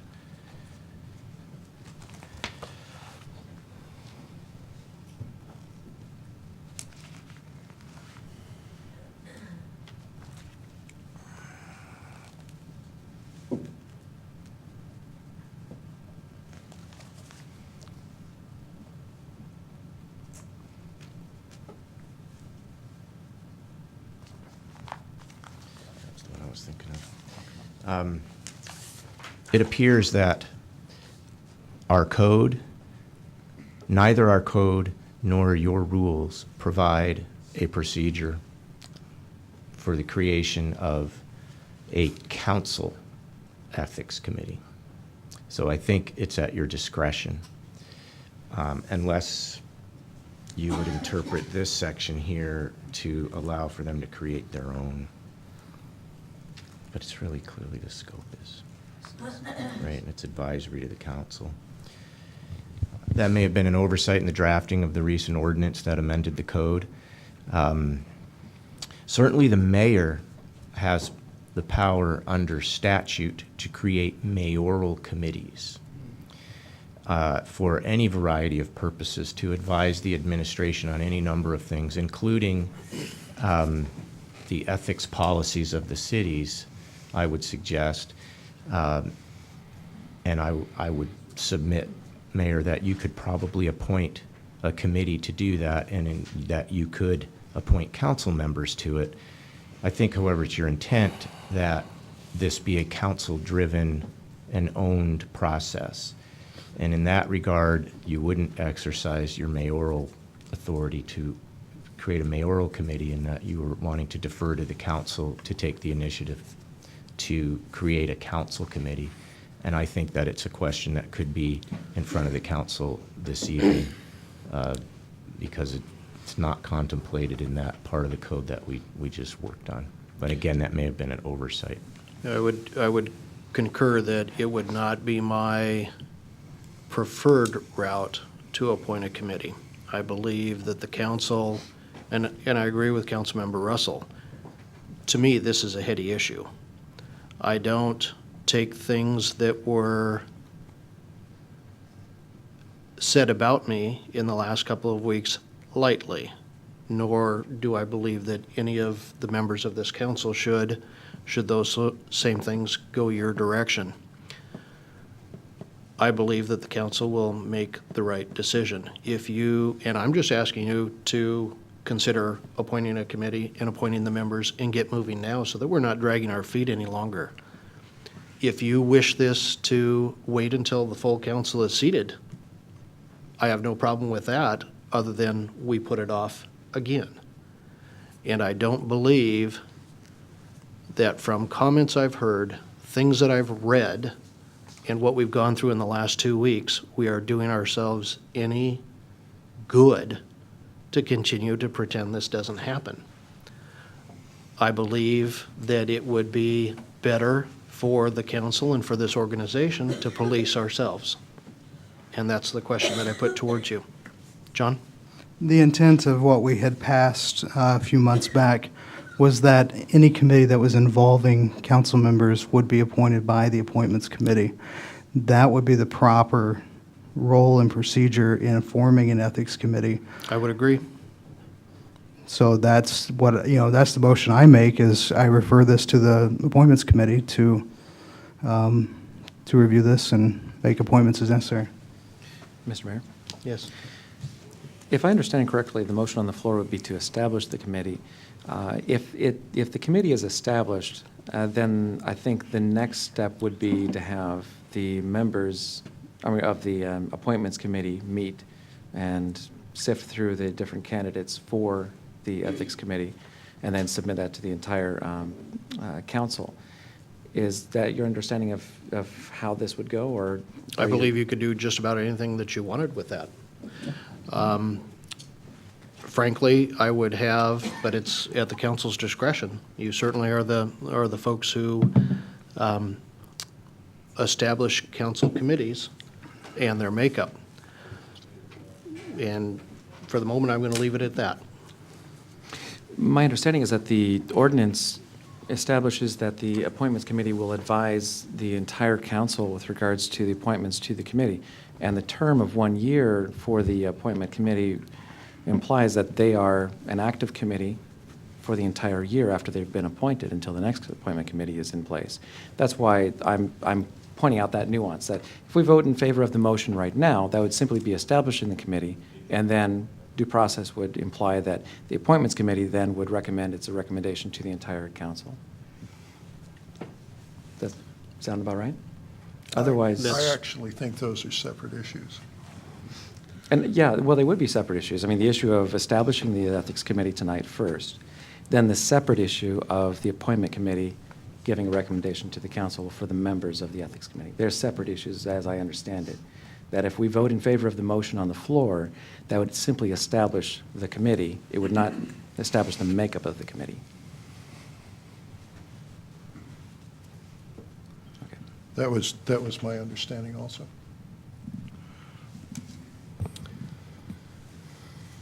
Other discussion by the council? Okay, I've got a motion and a second on the floor to establish a committee. All in favor? Aye. Aye. Opposed? No. Motion carries. And you certainly have the question in front of you if you wish to go to the appointments committee or Yeah, I make a motion to send this to the appointments committee to bring appointments forward to the council as a whole. Second. I've got a motion and a second. Council discussion? Molly. Molly? Actually, I have a problem with this. If you could refresh my memory as to who is on the appointments committee and who chairs that. I don't believe we have a chair. The three members are myself, Councilman Russell, and Mayor Pro Tem McDaniel. And so this topic has been brought forward several times, and yet the appointments committee has not moved on it. Not to my, So I would like to move. I'm sorry, just correction, that's Yes. not correct. This has only been brought up one other time. And did the appointments committee Between now and take the any last meeting when it was action brought on up? this? Between now and the last meeting it was brought up? In 2 weeks? No, I believe that there was an ethics committee requested a number of months ago. The We committee finally have didn't meetings exist till scheduled. tonight, though. pardon? The committee didn't exist till tonight. I believe the mayor has the ability to convene any committee he chooses. Prior to the change in the ordinance, you are correct, which we did, and I asked for consent of 3 members of the council to sit on that committee. I just don't know what the hesitation is in allowing this to go through the proper procedures. It's been set in motion now. And it would still have to come back to a vote of the council. Then I would request that I would move that we request that the appointments committee designate 3 members for an ethics committee, and there would be action that would be done before the next city council meeting. Second. Just Well, I've already got a motion and a second on the floor. Oh, sorry.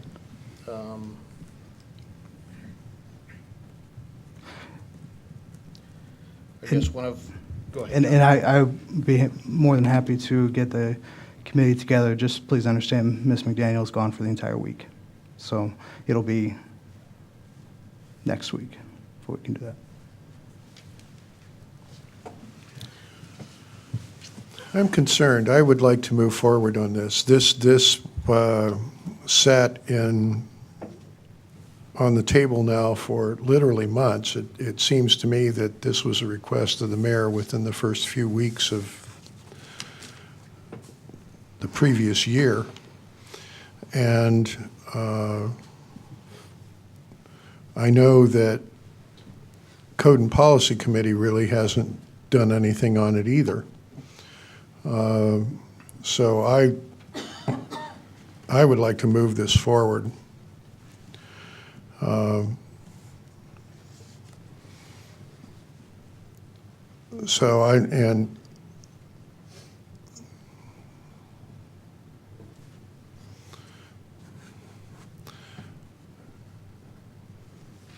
I'm also concerned that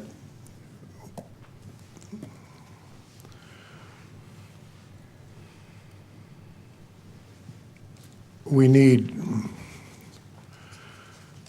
a real breadth of points of view from the council, and not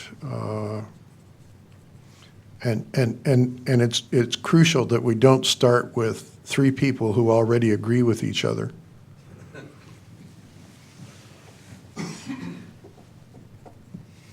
What's the motion on the floor? Motion on the floor is to Molly's send motion. the appointment to the Appointments Committee. Any other council discussion?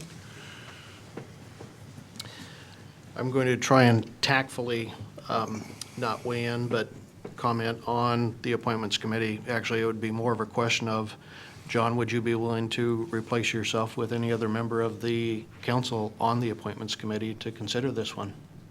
And the reason that I ask that is your, not even necessarily the hesitation, your statement a few months ago when I first brought this up in November that you absolutely were opposed to anything of this sort. I have a hard time believing if the council or any committee of the council is going to look at something and deliberate on that someone who is predisposed to not needing it is going to necessarily give it the look that it needs. Just a point of correction, on the Appointments Committee, I'm not giving it the look that it needs. I'm appointing 3 people to come forward for the council for them to vote on individuals. So, no, I'm not going to remove myself from a committee Okay. because of my views. Okay. Rod? In light of the fact that almost every meeting we have in these chambers anymore, there's tension in the air, I think it's justifiable to move forward and make this committee happen. Any other discussion? Okay, I've got a motion and a second on the floor to send the, I guess, the question of who makes up the committee back to the Appointments Committee. All in favor? Aye. Opposed? No. Roll call.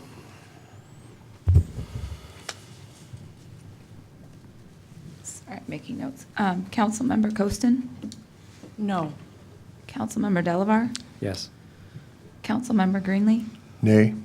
Councilmember Morris, Nay? and Councilmember Ressler. Aye. Okay, motion fails. I would propose, in fact move, that we name Molly to that committee. She has a large amount of experience both on the League of Women Voters and has run a number of these kinds of organizations. And so I would propose that she would be an ideal member. Point of order. Yes. What does the code say with regards to the makeup of members or council committees? In regards to? Who is appointed to council committees? The code currently only refers to 4 standing council committees. And those are Public Safety, Finance and Personnel, Public Works, and Community Development. And it doesn't specify anything other than the appointment committee will make recommendations for consideration to the entire council. However, the appointment committee is specified as the mayor and 2 individual council members selected by the council at a regular meeting in December. So in terms of the constituency of any council committees, It's really up to the council, except for the one seat, which is the mayor's on the appointment committee. The last paragraph that we added dealt with external commissions, boards, committees, and organizations in your formal and informal representation of the council and the community on those groups. And again, it does not specify any criteria for who it would be that would sit it, but it does specify that the appointment committee would make recommendation to the council. So there's silence really on this issue, and that may be a flaw even in the fix that we did. However, the point that I'm raising is that it would be inappropriate for us to vote on the makeup of the committee prior to any recommendations by the appointment committee. It wouldn't violate your code because the code doesn't prescribe that the appointment committee even has a role in this unless you give it a role. And I believe that the motion that was just on the floor but that failed was to give the appointment committee a role, and you certainly could have the discretion to do that should that motion have passed, but it didn't pass. So I think it's still now in the council's hands on how to constitute this committee. Wouldn't the ordinance that we passed, wouldn't the ordinance that we passed also, wouldn't that supersede our code? Ordinance is code. It is in the code, right? But My apologies to the public. It appears that a couple of our council members would like to filibuster the item by leaving the chambers and leaving us without a quorum of the council present within the chambers.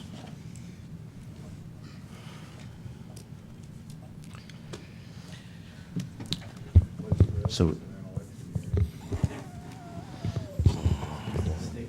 can they adjourn?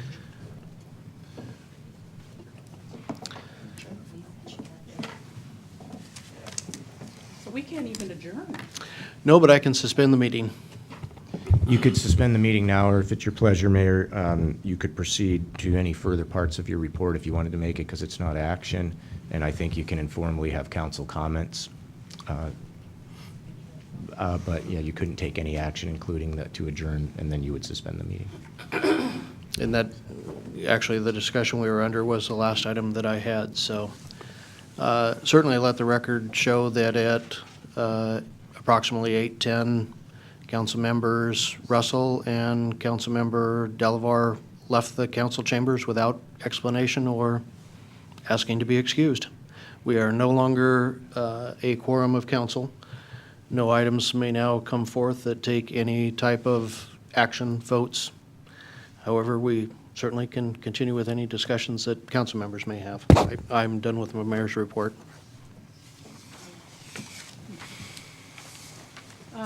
Yes, actually, I would like to thank the mayor for bringing the Ethics Committee, the concept before us. Had it not been for you, Mayor Guard, I would have brought it myself, because I think it's important to do right now. The activity that's occurred tonight is telling to me and disappointing to me. So, on another note, a cheerier one, I hope. I do have an RTC meeting tomorrow night. That's a Regional Transportation Council. I am the representative for the cities of Camas and Washougal. I was going to review the agenda. There are only 2 action items here that have to do with our Metropolitan Transportation Plan update for 2035. So that's the long-term comprehensive plan.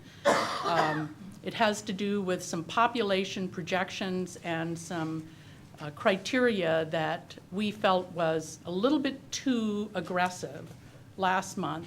We asked the RTC to come back with more conservative numbers of what we think the population is going to be in 2035, so that, because we'll have to plan, RTC will have to plan transportation for that population at that date. So we've reduced that number. Those are the only 2 action items. Otherwise, we will have a discussion on Fourth Plane, the bus rapid transit alternatives, I don't have any information on that now. It'll be presented at the meeting.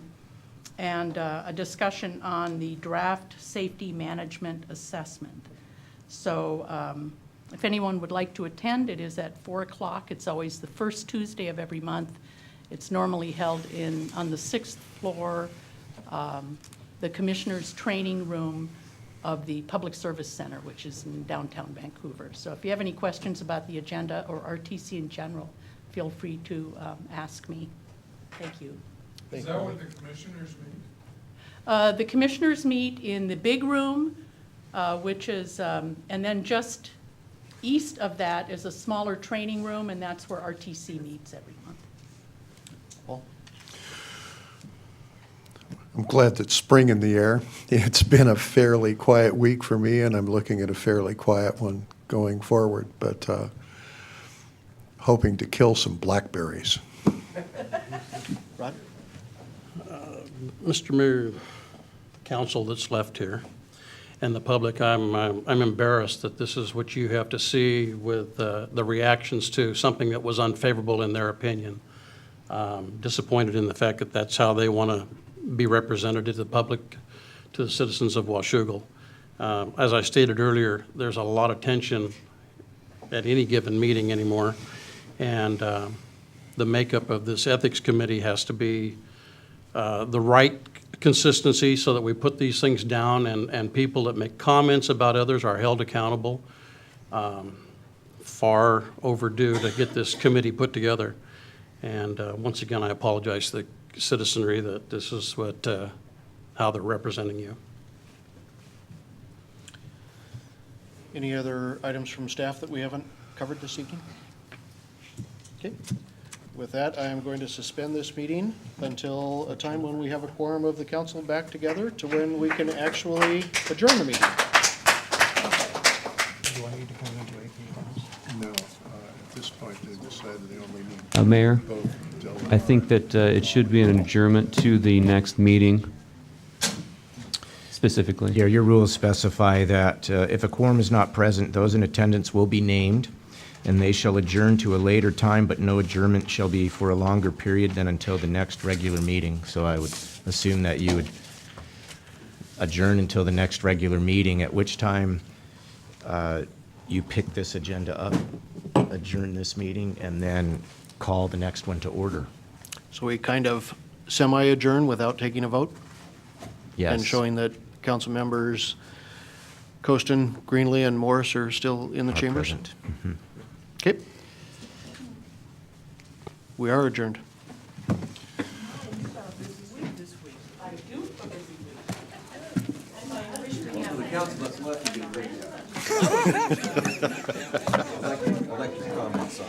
For months and months and months, we have all said.